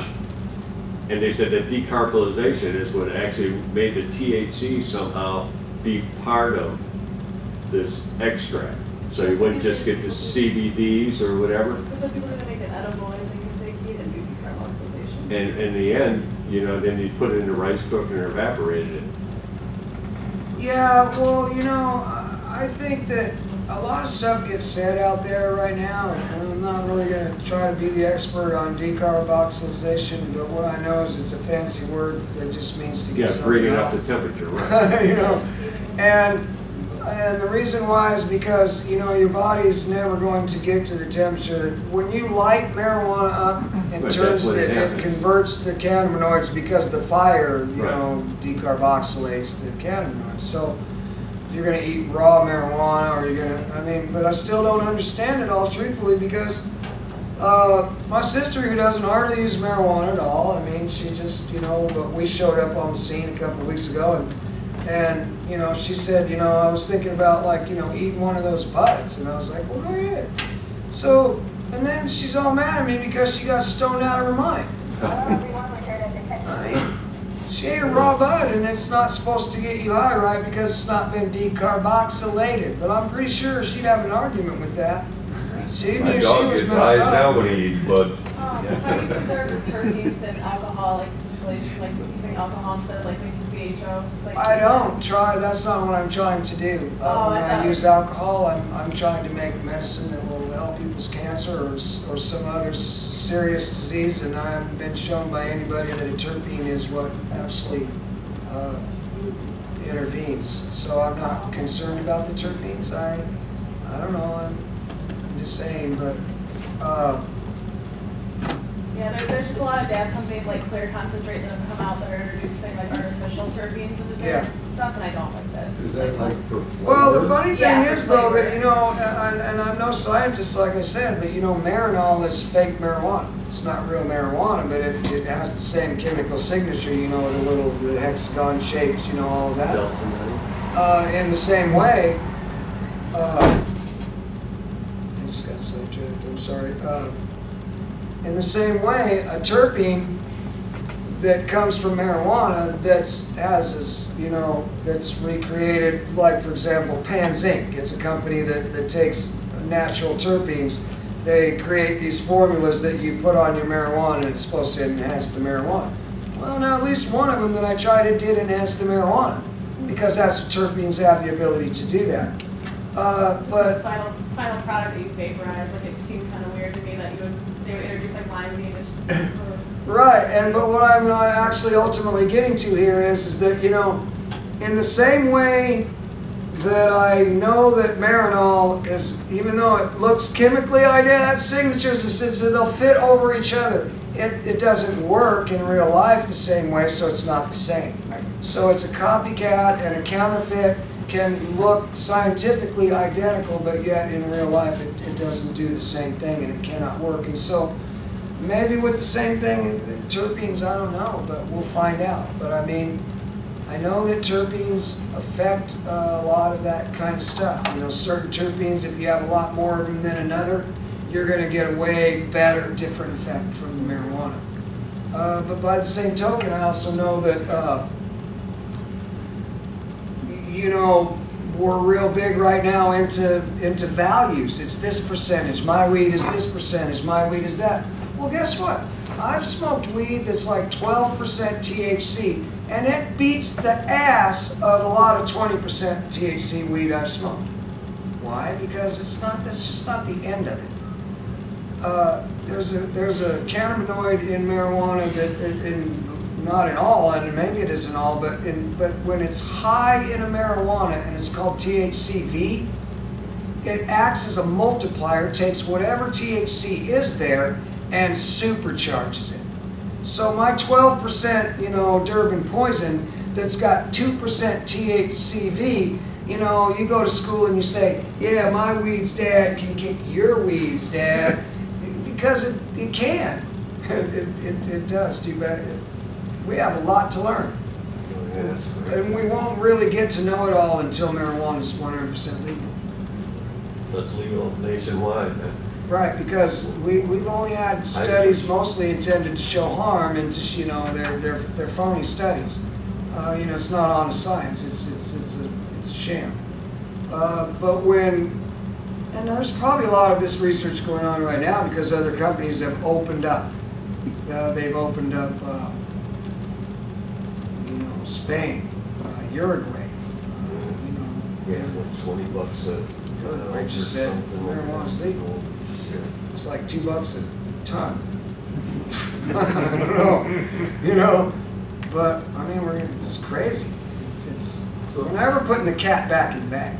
I keep on hoping Obama's gonna just say, screw you guys, you're not doing nothing. It's legal everywhere. Boom.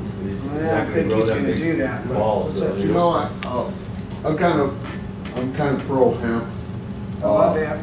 But in the same breath, being an outside gardener, I'm kind of at this point where I'm worried about the seed population from a hemp farm down the road. Exactly. They contaminate my. That's a good one, but guess what? When I had my radio show and I talked to a lady named Andrea Herman from Canada, she's actually a dual citizen. She grew up here, she ended up in Canada because she was the only place she could be a hemp lady. She wanted to be hemp. She's really smart, and she works up there with hemp. The ability of hemp pollen to travel vast distances and hurt your crop is overblown. It can travel some distance, but not vast distances. And it also depends on your climate, because wet pollen is pollen that's no good anymore. And so, you know, it's just not as simple as the cry out that, you know, oh my God, my marijuana. Hemp farmers and marijuana growers will be able to get along unless they're in very, very close proximity. Absolutely. What about the bees, though? Huh? What about the bees? left and then they're all Well, I'm not a bee expert. I'm not sure. I love them. I love bees. I'm glad they're out there making honey, but I don't know much about them.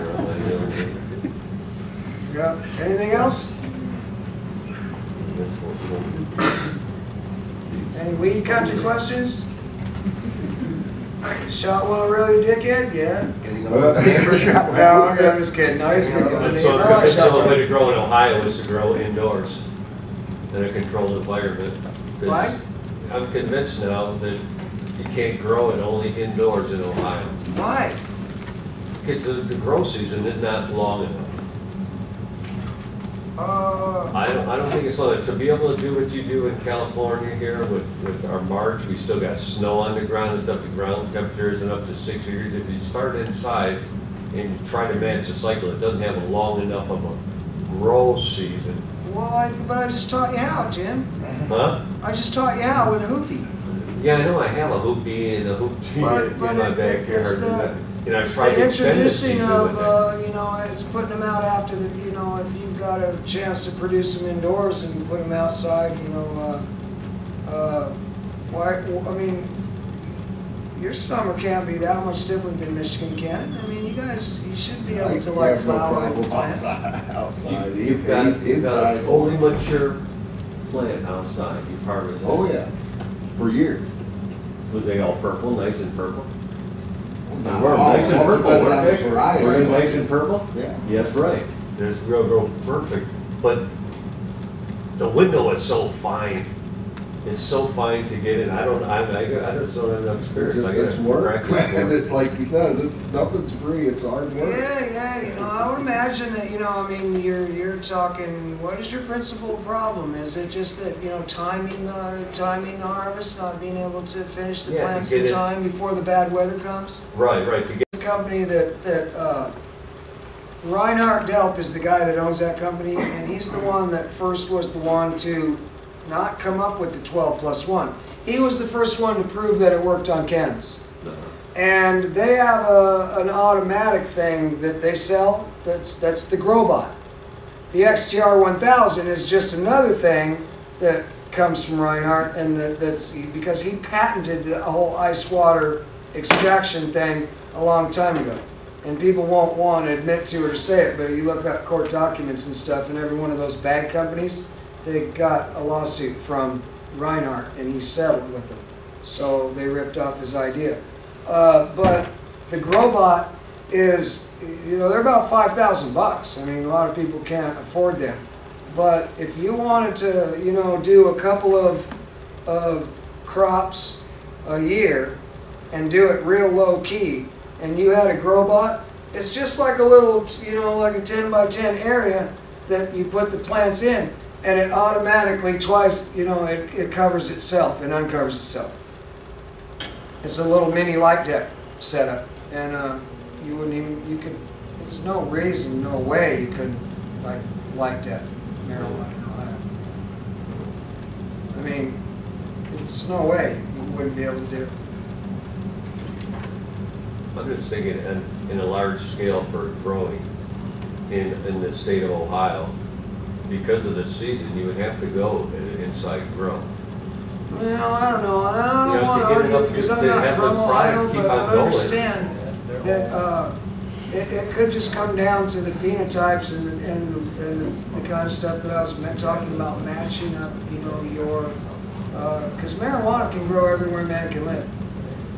And hemp and you know, I mean, that's, if we don't have the right strains, it's because we've either, you know, grown them out or we haven't grown them in yet, because the one thing we didn't talk about, the ruderalis, you know, you have sativa, indica, ruderalis, you know, that plant can, I mean, that's like further northern climate, it can grow further north than Ohio.